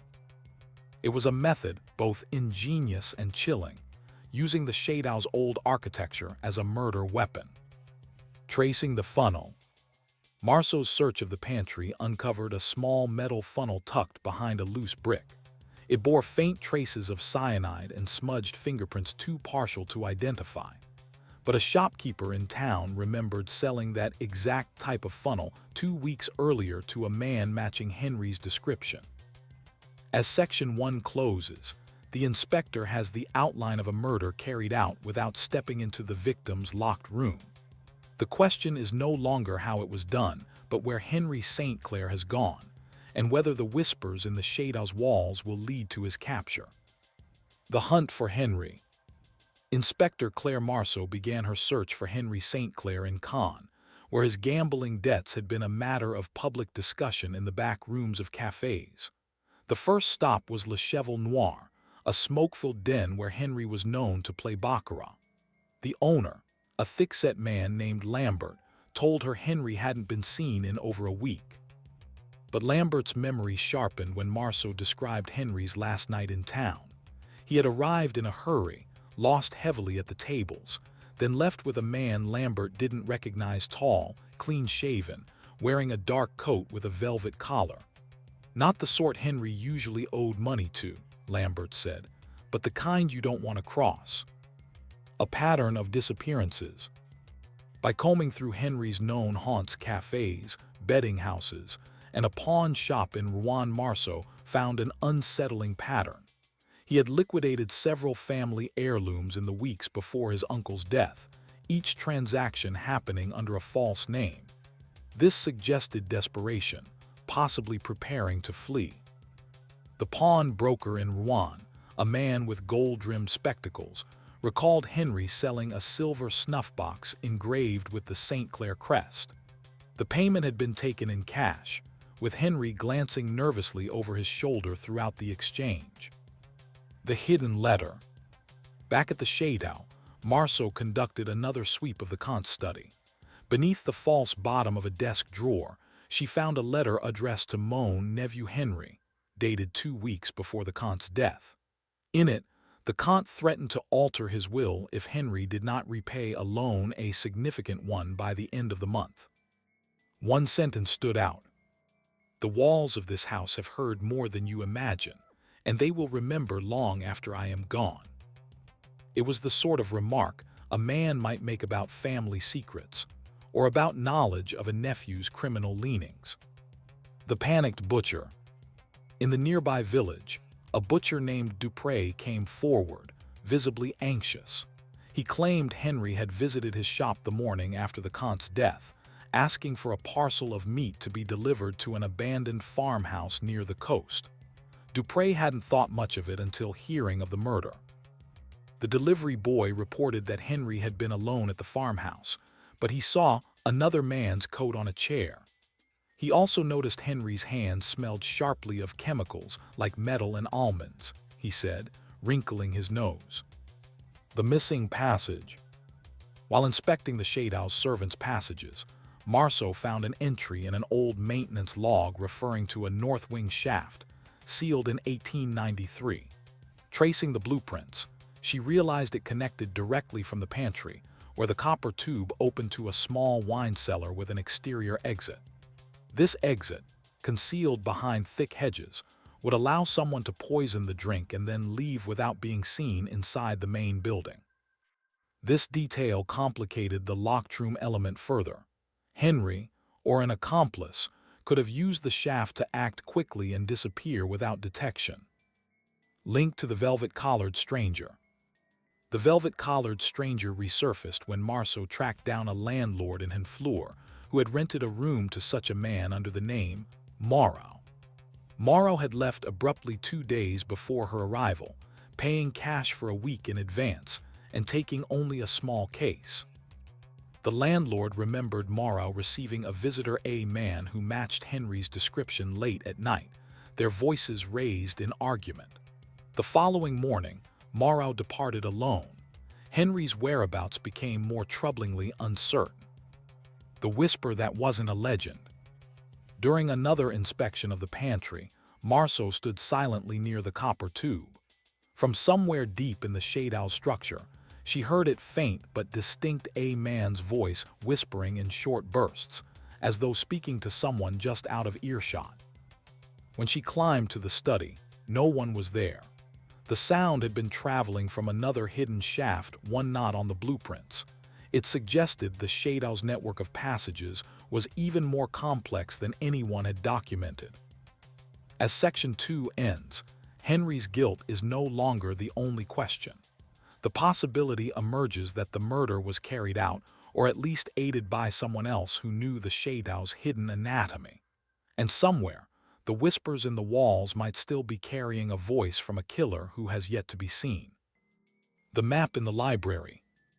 Inspector Claire Marceau returned to the shadow determined to unravel the building's hidden geography. Her search led her to the library, a cavernous, dust-scented room lined with shelves of leather-bound ledgers and estate records. In a cracked ledger dated 1837, she found something the modern blueprints lacked: a detailed sketch of the servants' passage network. One route, marked only with a faint pencil X, ran from the old wine cellar to a narrow void inside the north wall, with side channels leading to the study, the pantry, and 2 unused bedrooms. The penciled note beside it read, "For messages and movement when silence is required." The implication was clear: the shadow had been built with a communication system for unseen movement, perfect for eavesdropping or slipping poison into a drink. The wine cellar door. The wine cellar's outer door had been hidden by decades of overgrown hedges. Clearing them revealed a rusted lock, one that had been oiled recently. A locksmith confirmed the marks were fresh, likely within the last month. Inside, Marceau found scuffed dust along the stone floor, as though heavy boots had passed through repeatedly. The air smelled faintly of mold and almonds. Near the wall, she found an empty glass vial with a worn label that read potassium cyanure. Its cork stopper had been burned at the tip, perhaps to destroy fingerprints. The return of Henry. Word came from Honfleur that Henry St. Clair had been spotted boarding a small fishing vessel bound for the Channel Islands. Marceau intercepted him at the dock before the boat departed. Henry appeared gaunt, his eyes ringed with exhaustion. At first he denied everything: the murder, the cyanide, the use of the passages, but when shown the vial from the wine cellar, his face tightened. He admitted to knowing about the passages since childhood, claiming he used them to spy on his uncle for amusement. He insisted he had not poisoned the Count, but had met with a man named Moreau to discuss selling part of the estate before the will could be changed. The stranger's identity. Moreau, Marceau soon learned, was an alias for Alain Giraud, a former estate steward dismissed decades earlier for theft. Giraud had since drifted through Normandy, working odd jobs and occasionally resurfacing when gossip about St. Clair wealth stirred. His knowledge of the shadow's design rivaled Henry. In fact, several servants remembered him boasting about the whispering walls when drunk. The confrontation. Tracking Giraud to a rundown boarding house in Dieppe, Marceau found him sitting by the window with a chipped cup of coffee. He did not resist when arrested. In interrogation, Giraud confessed partially. He had entered the shadow via the wine cellar passage on the night of the murder, carrying cyanide stolen from a farm supply shed. He claimed Henry had given him the idea and promised payment if the Count was no longer in the way. But when pressed, Giraud added a twist.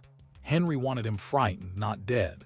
Said we'd use the whisper to threaten him, maybe slip something bitter in his drink just to make him sick. I misjudged the measure. 2 stories, 1 crime. Henry's version cast Giraud as an opportunist who acted alone, killing the Count to settle his own old grudge. Giraud's version painted Henry as the instigator, even if not the one to physically drop the fatal powder. Without conclusive proof of who had actually introduced the poison, the prosecutor faced a dilemma: charge Henry and risk acquittal, or secure a conviction against Giraud for a crime of opportunity. The verdicts. Giraud was tried and convicted of murder, sentenced to life imprisonment. The court accepted the prosecution's view that he acted alone, using his knowledge of the passages to commit the crime. Henry, though never formally charged, was left socially ruined. Inheritance from the Count was tied up in legal disputes initiated by distant relatives, and most of the estate was eventually sold to cover debts and taxes. The fate of the Château. Château St. Clair passed through several owners in the decades that followed. Renovations sealed most of the passages, though local guides still point to certain fireplaces and paneled walls, claiming they hide the whispering tubes. Visitors sometimes say they hear faint voices in the halls, even when alone, a reminder of the night when murder traveled through the walls like a secret too urgent to be contained. Reflection. The Whispering Walls case became a benchmark in French criminal investigation for how old architecture could serve modern crime. It was also a reminder to investigators. The environment of a crime scene, its history, design, and forgotten features can be as much a suspect as the people who move within it. Inspector Mars often remarked in later years, "The stones keep their own counsel. It is the living who give them words and sometimes poison." Story 6. The Forger's Apprentice in Lyon. The Rue des Antiquaires. In Lyon's Presqu'île district, the Rue des Antiquaires winds like a ribbon of polished wood and dust. Its shop windows gleam with silver candlesticks, oil paintings, and porcelain figures the city's antique quarter, where collectors and dealers circle each other with the caution of cats. It was here, in the back room of Mason Bellamy, that police first took notice of Adrien Lenoir, a pale young man with steady hands and a taste for fine paper. He had arrived as an apprentice restorer of art, officially tasked with cleaning and repairing minor works for resale. Unofficially, as investigators would later claim, he was learning a trade far more lucrative: the art of imitation. The Bellamy reputation. Mason Bellamy was run by Jacques Bellamy, a charming dealer with a sharp instinct for undervalued works. His shop specialized in 18th and 19th century French oils landscapes, still lifes, the occasional romantic portrait. For years, Bellamy's reputation was impeccable. That changed in the spring of 1981, when a Versailles collector discovered that a recently purchased Claude Vernet seascape was an almost perfect fake. The forgery was so convincing that it took a panel of experts to spot microscopic inconsistencies in the brushwork and the paint's aging pattern. When they examined the canvas under ultraviolet light, they found a faint watermark in the linen, one manufactured in Lyon only 10 years earlier. The apprentice's touch. The investigation quickly led back to Mason Bellamy, and from there to Adrien. Several dealers noted that the apprentice had an uncanny ability to replicate a particular painter's hand after seeing a work only briefly. A rival restorer, Bernard Munier, told police, "That boy doesn't just copy, he breathes the same air as the original artist. It's unsettling." When officers searched Adrien's tiny attic flat above the shop, they found sketchbooks filled with studies of known works, along with notes on 19th century pigments and varnishing techniques. There was also a scrap of canvas in his waste bin, its brushwork nearly indistinguishable from a Vernet sky. Bellamy's defense. Jacques Bellamy insisted the forgeries were the work of an unknown supplier. He portrayed Adrien as an innocent assistant, a boy with a gift for restoration, nothing more. Yet records showed that several of the disputed paintings had passed directly through Bellamy's hands after Adrien had cleaned them. Bellamy claimed ignorance. Adrien remained silent. The old paper trail. Tracing the materials became Inspector Léon Marchand's primary task. Pigments could be sourced widely, but the linen canvas watermark led to a small textile shop in Croix-Rousse. The owner remembered selling the roll to a polite young man with dark hair. Adrien fit the description perfectly.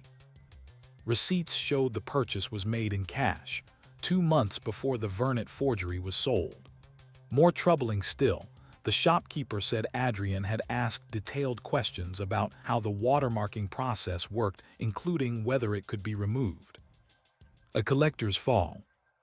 As the inquiry widened, more forged works surfaced. A Fragonard-style pastoral scene in Geneva, a Corot landscape in Marseille, a Boudin beach scene in Nice, all traced back to Bellamy's shop. Each bore the subtle hallmarks of a modern hand working with historical intent.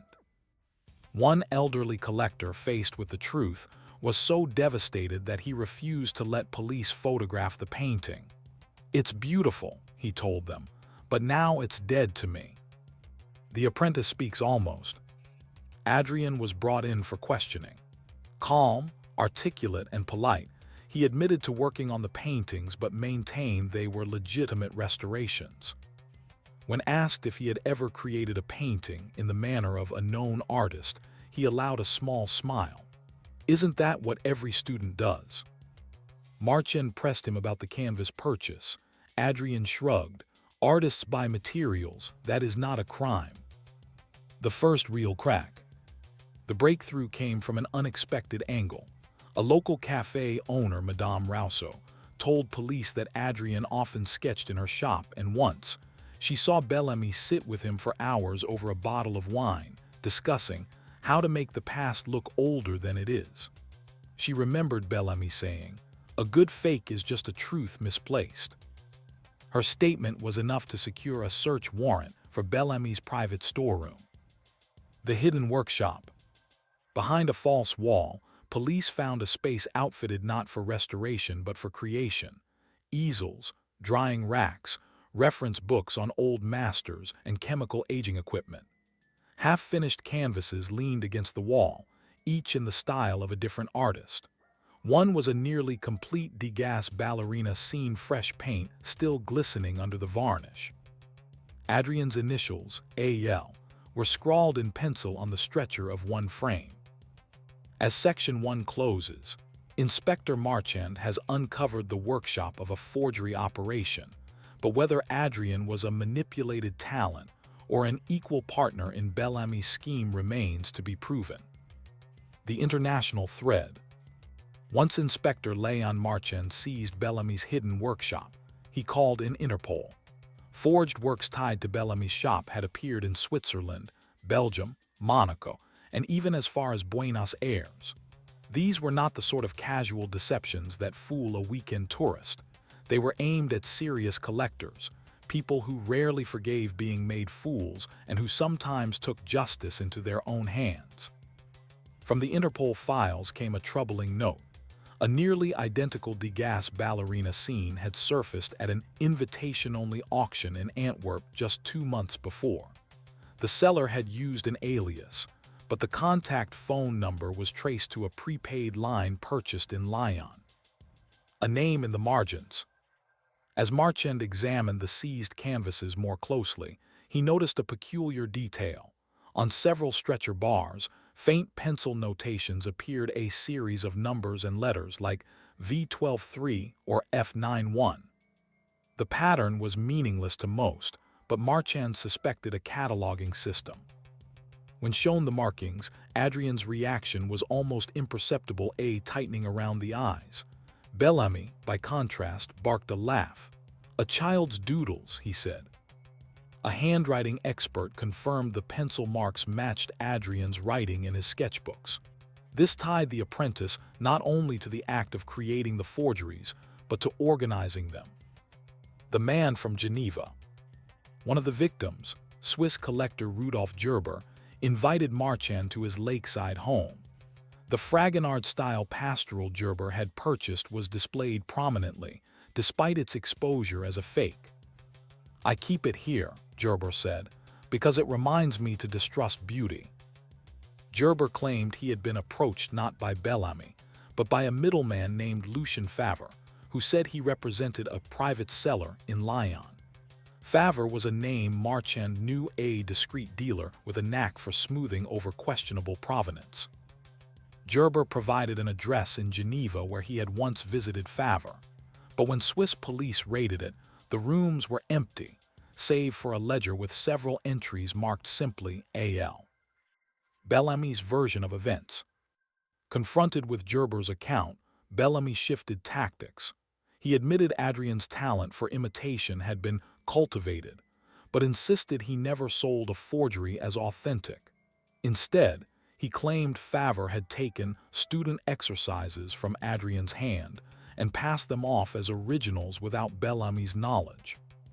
This explanation failed to account for the hidden workshop stocked with chemical agents to simulate age, nor for the fact that Bellamy's own handwriting appeared on shipping invoices to collectors abroad. Adrian in the shadows. Adrian remained an enigma. Witnesses described him as quiet, polite, and endlessly precise in his work. No one had ever seen him spend extravagantly. His attic room was Spartan. This lack of personal gain made it difficult to paint him as a typical criminal. Marchand began to suspect Adrian's motive might not be money at all. Perhaps it was pride, the thrill of outsmarting experts, of matching brushstroke for brushstroke with a master who had been dead for centuries. The Buenos Aires connection. Interpol's Argentine bureau sent word that a Corot landscape, matching the style of the seized forgeries, had been sold to a private buyer in Buenos Aires. The transaction had been handled through a numbered account in Luxembourg, and the deposit into that account matched one made to Bellamy's business account in Lyon the previous week. Bellamy feigned ignorance. Adrian simply said, "Paintings travel, so do lies." The Café confession. Madame Rousseau, the cafe owner who had earlier overheard Bellamy and Adrian discussing making the past look older, contacted Marchand again. She recalled another conversation, this one between Adrian and a young woman with a Spanish accent. The woman had asked, "When will it be ready?" And Adrian replied, "When it smells like 1880. That phrase, Marchand knew, referred to the scent produced when a varnish made from historic resins aged over decades, something forgers replicated with specific chemical baths and smoke exposure. Closing the circle. Marchand arranged a sting operation. An undercover officer posed as a wealthy Belgian buyer seeking a manet. Through a chain of intermediaries, Bellamy eventually arranged a private showing in a rented apartment. When the officer arrived, Adrian was there alone with a canvas that glowed with the muted tones of an original manet still life. Hidden cameras captured Adrian explaining the work's history, complete with fabricated ownership records. The moment he accepted an envelope of marked cash, the arrest team moved in. As Section 2 ends, Adrian faces charges that could put him behind bars for years, but in custody, he offers Marchand a tantalizing deal. He will confess in full, but only if the inspector can promise him one thing. The condition. In the interrogation room, Adrian Lenoir sat across from Inspector Léon Marchand, his hands folded neatly on the table, as if he were awaiting a formal critique of his work. His offer was simple, a full confession in exchange for one guarantee that no details of his techniques would be made public.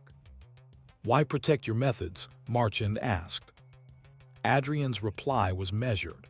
"Because if you print the recipe, you feed the next generation of ghosts. Let them earn their own lies."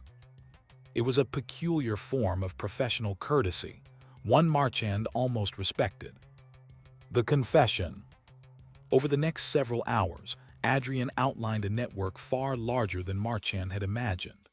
Bellamy had been only one spoke in a wheel that turned across Europe and South America. The forgeries were commissioned by a small but wealthy circle of collectors who valued exclusivity over legality. They didn't want originals, Adrian said. They wanted something no one else could have, even if it was false. A real manet could be in a museum, seen by millions. My manet belonged only to them. Some collectors knew the works were fake. Others were deceived entirely, their egos making them easy prey. The role of Lucien Favre. Adrian's account confirmed Lucien Favre's role as the broker. Favre sourced clients through whispered introductions in auction houses and art fairs. He handled the sales, arranged for false provenance papers, and ensured the paintings moved quietly through ports and borders. Favre, Adrian said, knew how to age paper as well as I aged paint. Together, their combined skills could create not just a false canvas, but an entire false history: invoices, restoration records, even fictitious ones naming the painting as part of an estate. The origin of the skill. When asked how he learned to forge so convincingly, Adrien spoke of his grandfather, a master gilder in Avignon, who taught him patience and reverence for craft. He apprenticed at a legitimate restoration studio in Paris before Bellamy recruited him with the promise of greater artistic freedom. That freedom, Adrien now realized, had been a trap. A true restorer gives a painting its life back.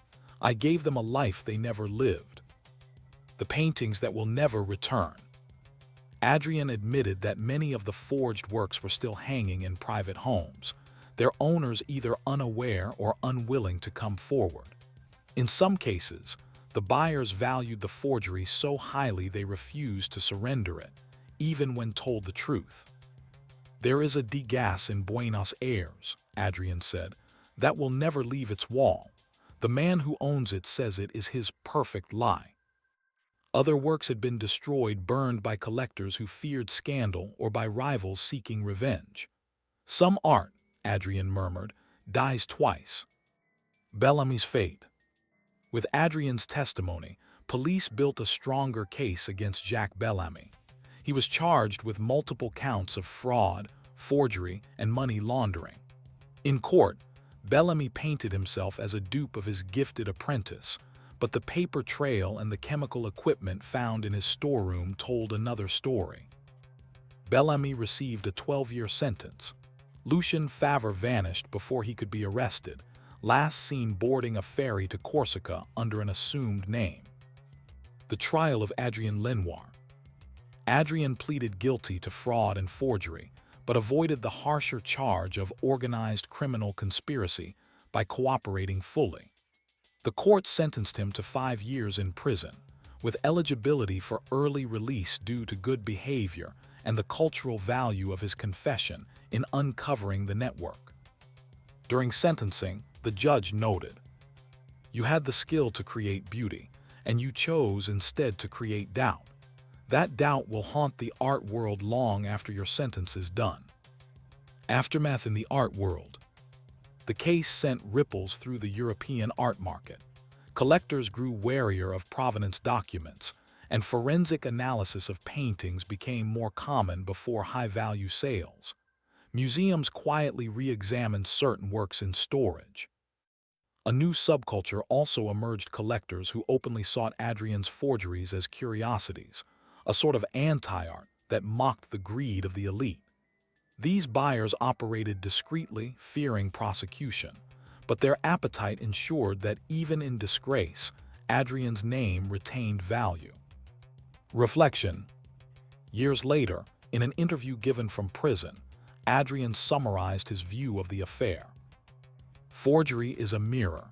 It shows the truth about the forger, yes, but also about the one who buys. If they see only what they want to see, then perhaps we are both guilty." For Inspector Marchand, the case became a lesson in human vanity as much as in crime. "In theft," he often said, "the object is the prize. In forgery, the belief is the prize, and belief is much harder to recover." Story 7. The Smuggler's Silver in the Loire Valley. Low water on a quiet river. You're standing on a gravel bar of the middle Loire at dawn, the river drawn down by a dry summer. Herons stalk in the shallows. A soft mist clings to the reeds. It's here, where France's longest river slows into braids and islands, that the past likes to surface. Clay pipes, bits of tile, the odd cannonball from somebody's forgotten war. In August 2003, what surfaced near the village of Chaumont-sur-Loire wasn't a relic of battle, but of commerce gone crooked. A burlap-wrapped cylinder jammed beneath a root tangle, its twine fused with silt. Inside, old silver coins by the fistful, tarnished but crisp around the edges, a hoard heavy enough to bend a wrist. The finders were 2 teenagers skipping stones before bakery shifts. They tried to count, gave up, and carried the bundle to the mayor's office in a plastic vegetable crate. Someone fetched the local gendarme. Someone else fetched the press. Within hours, men in windbreakers from the DRAC, the Regional Cultural Authority, appeared and said the words that change a sleepy village into a crime scene. Possible illicit excavation. The coins were Roman or medieval. They were 19th century 5-franc pieces, Napoleon III laureate heads, seated Hercules-type silver that should have been in collections, registries, museums. Yet the patina reed river, not Cellar. And woven into the burlap were threads of modern polypropylene, bright as fishing line. The old silver had made a very recent trip. Whispers of the lantern. You start to hear the story on your second coffee in town. Along this reach of river, people talk about La Lantern, an old smuggler's method. When floods rise, the Loire gnaws at her banks, exposing boat ramps and Roman fords. At low water, someone walks the channel at dusk, a lantern hooded, feeling with a pole for the hard thump of a cash tube, PVC or culvert, capped, weighted with sand. The pole clicks, a rope is worked free of a willow root, the tube is lifted to a john boat lined with feed sacks. The lantern dips in farewell and the river closes over the gap. In the morning, nothing has happened. In the evening, something has been fenced. It sounds like folklore until you learn how much money moves in silvery circles. The Loire runs under a constellation of shaytoks whose attics and vaults long ago sprouted private cabinets of curiosities. Not every heir cataloged. Not every collector was honest. In the 1970s and 80s, a few aggressive detecteurs metal detectorists learned the habits of floodwater and quietly fed a pipeline that turned soil finds into showroom trophies. When the law tightened and enforcement improved in the 90s, the river replaced the plow as a hiding place. You can't subpoena a current. Enter Captain Darras. The file lands on the desk of Captain Emile Darras of the Office Central de Lutte contre le Trafic des Biens Culturels, France's small, stubborn squad for stolen art and antiquities. Darras, a compact man with a fisherman's son on his neck, knows the Loire as something more than a line on a map. He grew up upriver, where boys learn knots before algebra. He drives to Chaumont with 2 detectives and a rolled aerial photograph showing the river in different moods. Spring flood, summer thread, autumn tea brown after rain. First principle on water, he tells you, is drift. The burlap cylinder didn't climb into the roots by itself. It traveled, snagged, tore, and lodged. He paces the bank, watching how bubbles swing into an eddy, how a floating reed pivots and sticks at the same root snarl that caught the cache. They load up at dusk, he says, and push off from where a car can get close without being seen. They work with the gradient. They don't fight the river. They let it cover their tracks. The map yields 3 likely put-ins: a disused slip behind a collapsed boathouse, a farmer's rutted track, a gravel pull-off screened by poplars. On the ground, each smells faintly of 2-stroke oil and spilled diesel, ghosts of long, quiet launches. The hoard that doesn't match. In Tours, a numismatist spreads the river coins over black felt. He weighs, measures, reads the tiny scars that tell a coin's life. Silver talks if you listen. It says where it was struck, how long it circulated, whether it was cleaned by a dealer or chewed by sand. Most pieces are common issues, honest pocket silver that once clinked in market stalls.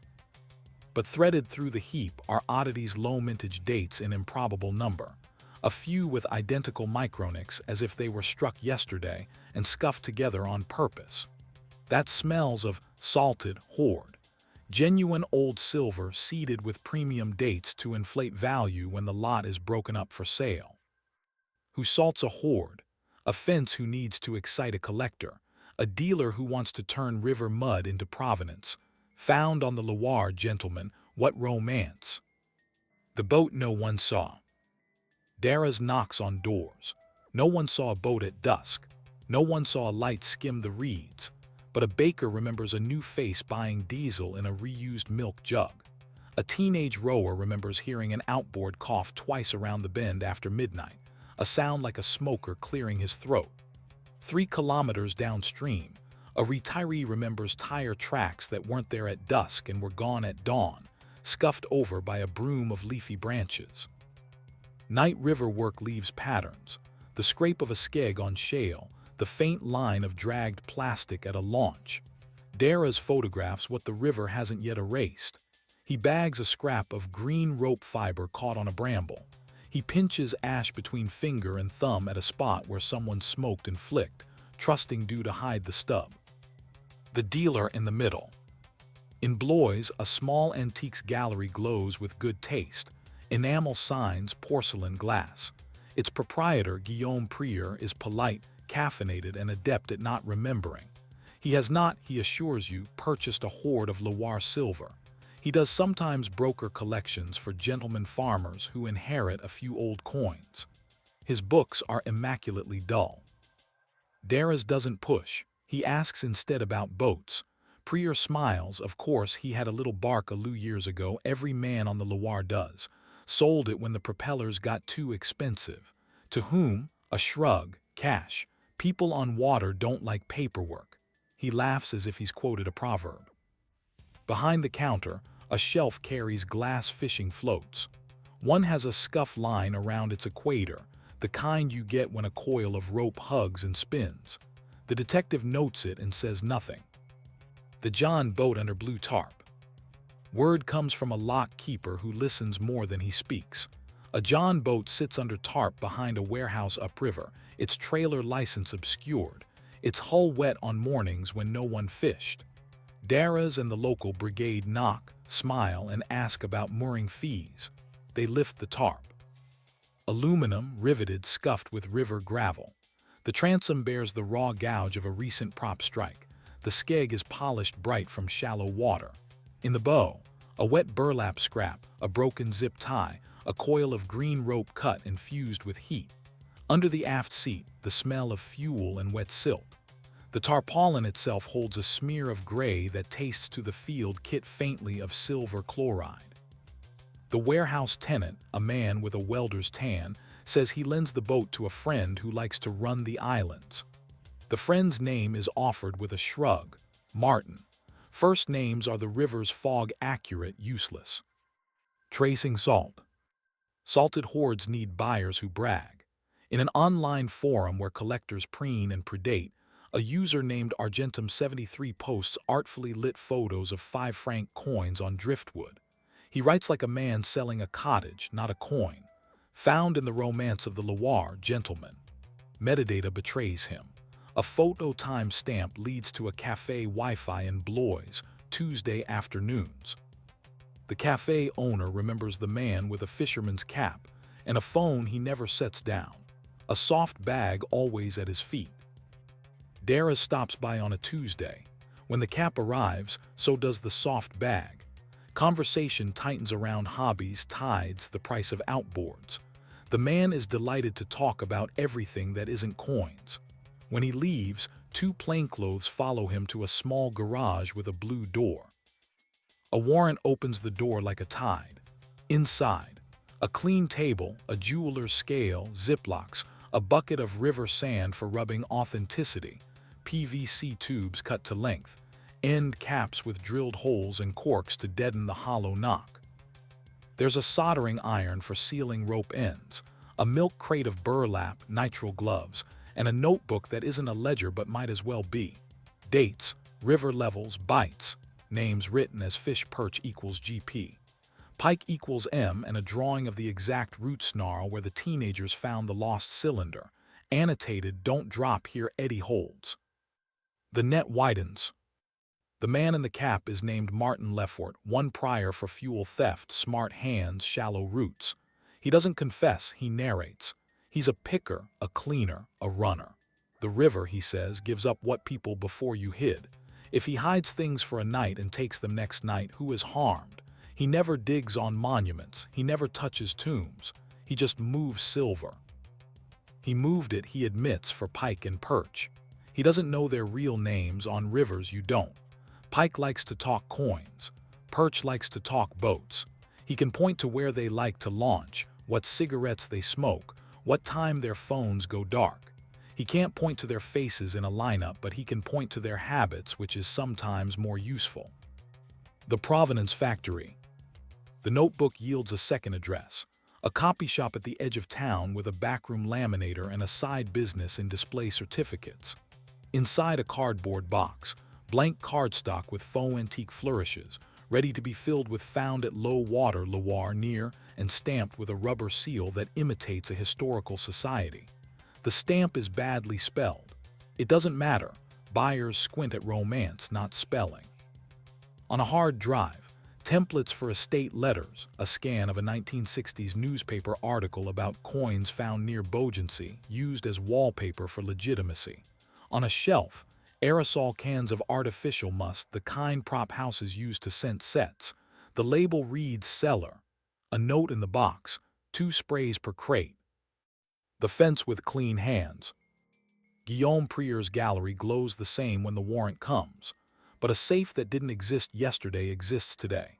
Inside, cash bound tight, 3 tubes of coins identical to the river bundle, 2 small gold Napoleons that were never part of any 5-franc cash, and a ledger that is now very interesting. The initials match the river notebook's fish. M credited for handling, P credited for cabinets, which means consignments to private clients. Prier looks wounded. He's a curator of atmosphere, he insists, not a thief. He rescues things from oblivion.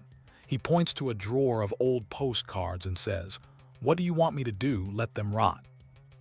Darras doesn't argue aesthetics. He arrests him for receiving stolen property, participation in organized trafficking, and laundering the river kind, not the banking kind, though both fit. Where did the silver begin? Here's the part that keeps you listening. None of this explains the salted rarities. Those didn't come up from silt. They came out of trays. Somewhere upstream of the river runners stands a quiet collector or a not-so-quiet thief, reducing a larger crime into smaller risks, breaking a burglary's haul into plausible finds. You don't push museum-grade dates into a river to get them back wet. You push them into a story to get them back clean. In the months before the teenager's discovery, a modest chateau 30 kilometers away reported a minor incident never publicized. A display cabinet gimmick, locks forced, a few drawers rifled, nothing of great consequence missing, they thought, because nothing obvious glittered. Their inventory relied on memory and pride, not lists and photos. In Prier's ledger sits a neat line, cabinet Saint-Tar, low. The detectives draw a circle on the map and feel the gravity of a larger theft masked by the romance of the river. What the river keeps. By winter, charges settle like silt. Martin pleads to handling and gives up the launches. Prier fights and loses, his shop's lights cooling to dust. A copy shop clerk testifies to the stamp, the certificates, the smell of cellar. The DRAC recovers what can be proven stolen, and commissions weigh coins like doctors weigh newborns, trying to decide which have families and which are orphans of commerce. Darras stands again by the gravel bar, at a water level that makes the river look tamed. It is. He knows some tubes were lifted and never found.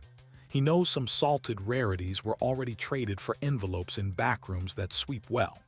He knows there's a hand upriver that fills cabinets and empties them, and will do so again as long as romance pays and mud forgives. What keeps him from bitterness is the river's slow honesty. Spring will come. High water will move what men hide. An eddy will cough up a burlap scrap, a coin will glint in a heron's step, a boy will skip a stone and hear it click against something that shouldn't be there. The Loire is patient. It has time. So, as you listen to the soft shush of water and the hiss of reeds, ask yourself, we found 1 tube because the river slipped. How many more glide just beneath the skin, waiting for a lantern to pass or for a drought to whisper their shape? Following the current backwards. The day after Martin Lefort's plea deal, Captain Darras sits in a cramped office in Orleans, tracing the Loire's course on a wall-sized hydrographic map. The river is both a corridor and a veil. It carries things invisibly, then deposits them in unpredictable places. If you want to find the source of a smuggled cache, you don't chase the water forward, you walk it backwards, against the flow, into the eddies where commerce turns into conspiracy. From the gravel bar at Chaumont-sur-Loire, where the teenagers found the cylinder, Darraz's finger moves upstream, past sand islands, ruined mills, and sleepy villages. The aim is to locate where the operation's logistics make sense: road access for unloading, privacy for packing, and a stretch of river deep enough to float a loaded John boat without grinding the skeg to aluminum dust. 3 points on the map meet the criteria. 2 are already compromised by recent police presence. The third is a narrow slipway beside a decaying warehouse in Condé-sur-Beuvron, half hidden by hawthorn and elder. The place smells of rust, and the plank decking creaks like an old man's knees, but in the mud, there are parallel scars from trailer tires, some fresh enough to hold water. The man with the warehouse keys. The warehouse belongs, on paper, to a transport company dissolved in 1998. The name on the land register is a shell: Société Loire Dépôt, no phone, no website, no sign on the gate. Behind that gate, a stack of pallets leans like drunken sentries, and in the shadow of the wall, a single battered van with out-of-town plates. When officers finally pry open the corroded lock, the air inside is a stew of river damp and old wood.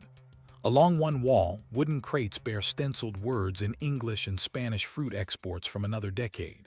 Some are empty, others hold coarse Hessian sacks. In the center, a folding table is draped with oilcloth, its surface stippled with black grit, oxidized silver dust. There's a plastic tub of river water, cloudy with silt, in which several 5-franc pieces soak. Next to it, toothbrushes, soft cloth, and a bottle of diluted ammonia. The process is primitive but effective. Loosen the mud, polish enough to catch a collector's eye, but not so much that the coin looks freshly minted. It's the counterfeit of age, the same logic as distressed jeans make the old look believably old. A prepaid phone sits in a plastic bag. The call log is sparse, numbers unlabeled. Darraz sends it for forensic pull. The SIM's last activity was 5 days ago, a text to a number registered in Marseille. Marseille, the salt factory.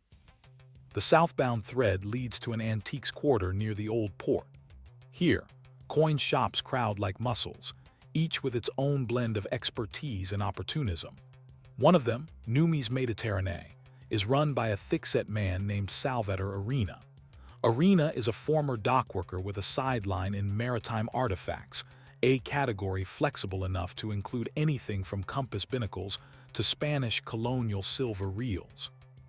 Arena doesn't flinch when shown a photo of the Chaumont coins. He even admires them, remarking on the nice river tone. He does flinch slightly at the mention of salted rarities. "That's collector poison," he says. "You see a hoard like that, you can smell the lie, unless you're the one selling it." Arena's books, seized under warrant, tell their own story.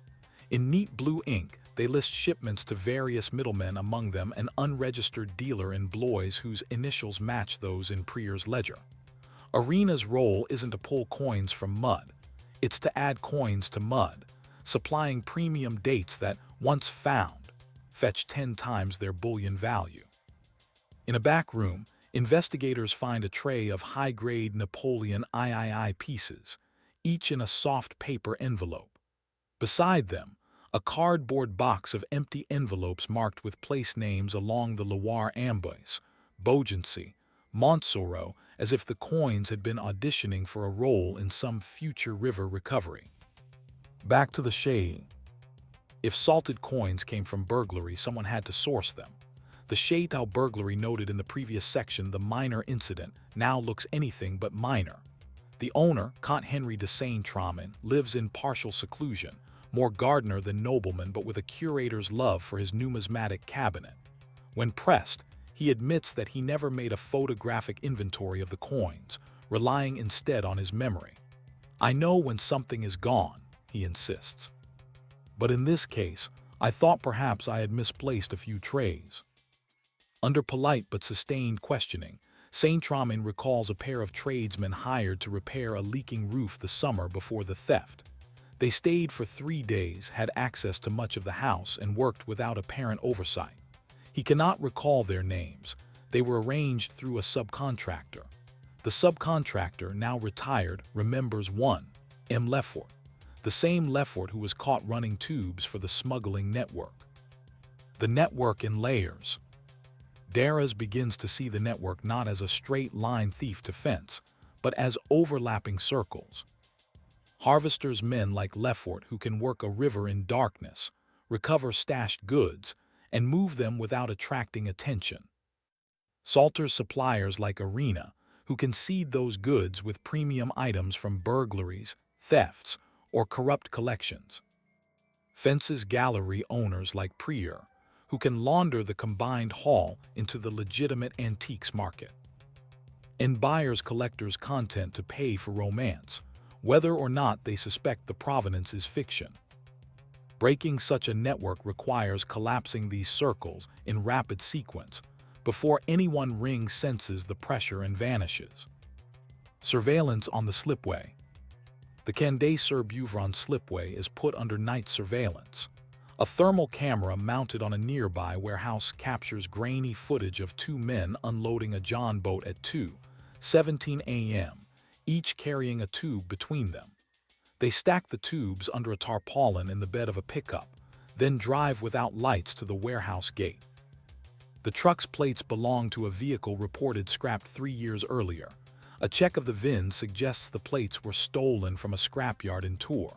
The truck itself is traced to a farm outbuilding rented in cash by someone calling himself Jean. When the farm owner is shown surveillance stills, he shrugs. Could be him, could be his brother. They both have the same way of walking. The missing tubes. One of the recovered tubes at the warehouse contains not coins but silver candlesticks, badly wrapped in damp cardboard. A faint hallmark on the base matches those in a theft report from a church in Indre-et-Loire 2 winters earlier. That theft had gone cold, the altar raided, chalices taken, candlesticks vanished. Now at least part of it sits on a police evidence table, smelling faintly of mold and diesel. The presence of church silver alongside coins suggests the network is opportunistic. Anything compact, valuable, and untraceable enough to pass for a river find is fair game. That expands the scope of victims from private collectors to parishes, small-town museums, even families with heirlooms. The Loire, it turns out, doesn't just hide coins. It hides whatever the smugglers can fit into PVC. The buyer who talks too much. One lead comes from an unlikely quarter. A collector in Lyon posts on an online forum about his incredible Loire hoard, complete with photos of his home display. The coins are neatly arranged in trays, each with a certificate of find location and date. The certificates, investigators note, use the same faux antique font and bad spelling as those seized from the copy shop in Blois. The collector claims to have bought the hoard from a very reputable gentleman in Tours. Under questioning, he names the Cellar, an itinerant antiques broker with ties to Prieur's gallery. This broker, when detained, folds quickly, describing the pickup arrangements, the payment splits, and the quiet bonus, items salted rarities he slipped to high-value clients. Closing the circle. With the broker's statement, Darras can connect Arena's southern supply, Lefort's river runs, Prieur's laundering, and the Chateau burglary. The network's weakness is its vanity. Salted coins need buyers, and buyers like to boast. Every boast leaves a digital breadcrumb, every breadcrumb a chance to work backwards to the point where silver met silt. Still, there's a missing piece. Who orchestrated the blend, deciding which coins to lift from cabinets, which to push through the river, which to place directly into collectors' hands? Lefort isn't smart enough. Arena isn't discreet enough. Prieur isn't daring enough. Somewhere above them all is a planner with the patience to let the river be his accomplice. Upstream in silence. 2 weeks later, an early frost hardens the riverbank. In a hamlet east of Amboise, a stone house sits behind a locked gate, its chimney cold. The name on the mailbox means little to the locals. The man comes and goes, always in a van with covered plates, sometimes towing a small boat. He's polite, private, and rarely at the cafe. When gendarmes finally enter the property under judicial order, they find the garage fitted out like a shipping container. Shelves of sealed tubes, each labeled with a date and a stretch of river. Some are empty, others hold coins, candlesticks, even a silver-plated sextant. The labels are for internal use only. Each note marks not where the item was found, but where it was dropped to be found later. In a desk drawer, there's a laminated card from the Société des Amis du Musée de la Marine, a legitimate association that occasionally handles maritime artifacts.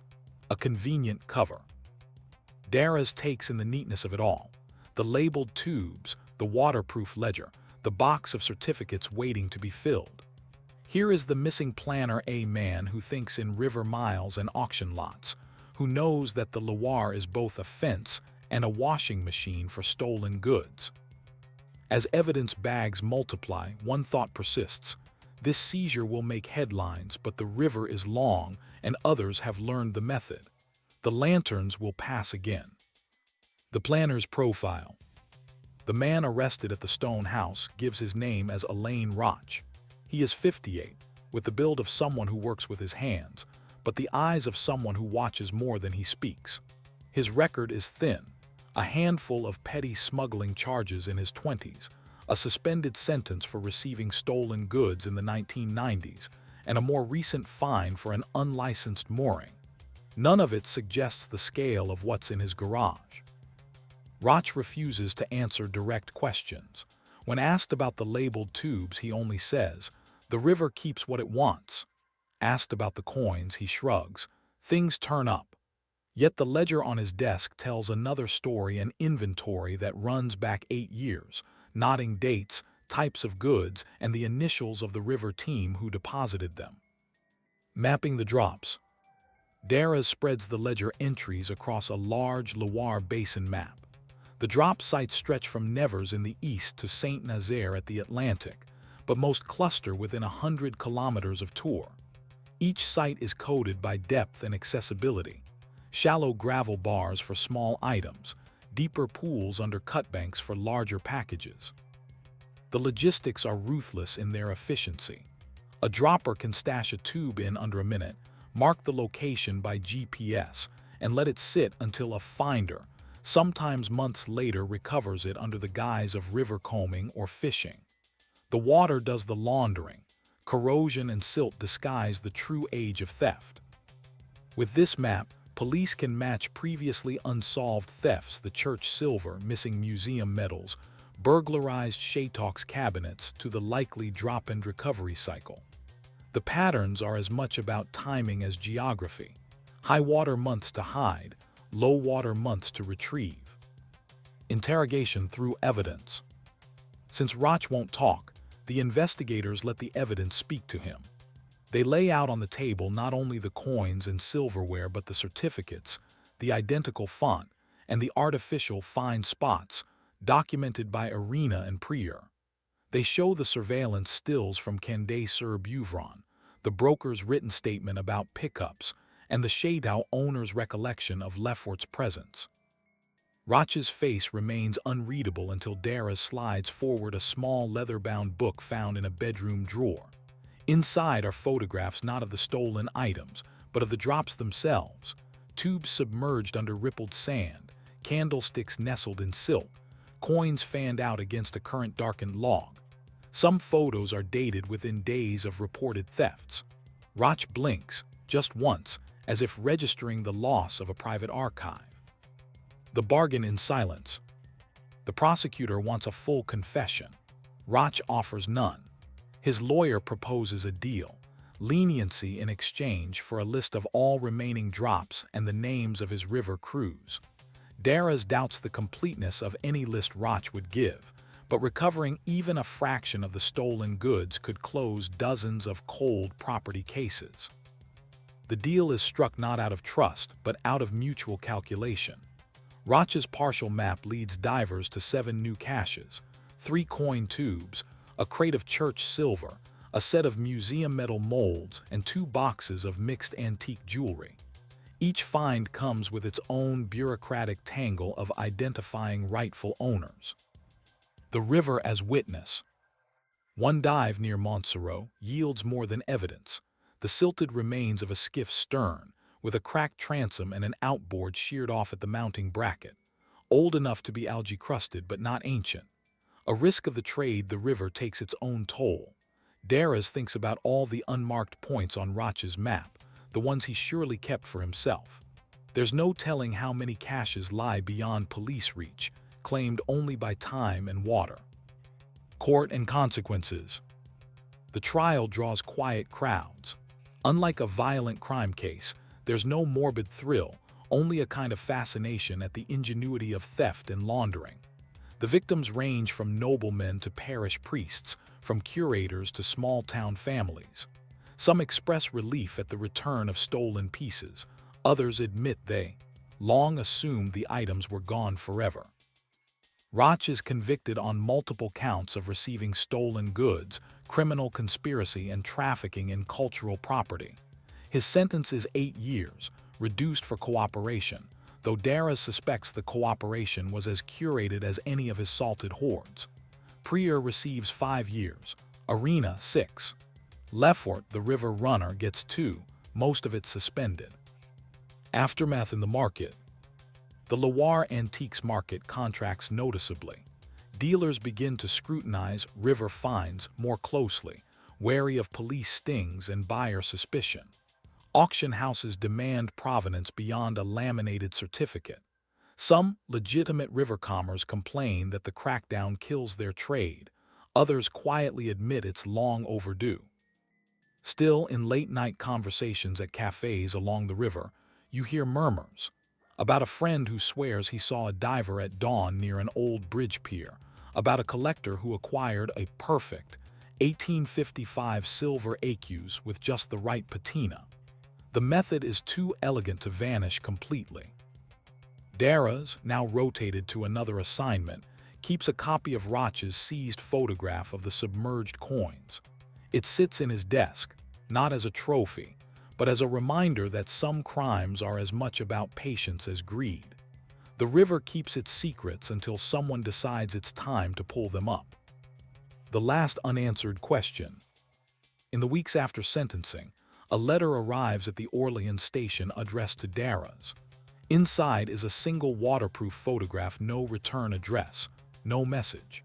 It shows a tube lying in the shadowed bend of a river, its end cap painted bright red. The GPS coordinates scribbled on the back point to a stretch of the Loire untouched by any of Roch's declared drops. Daraz knows it could be a plant, a trap, or a taunt. He also knows that if the photograph is genuine, someone else has learned the game.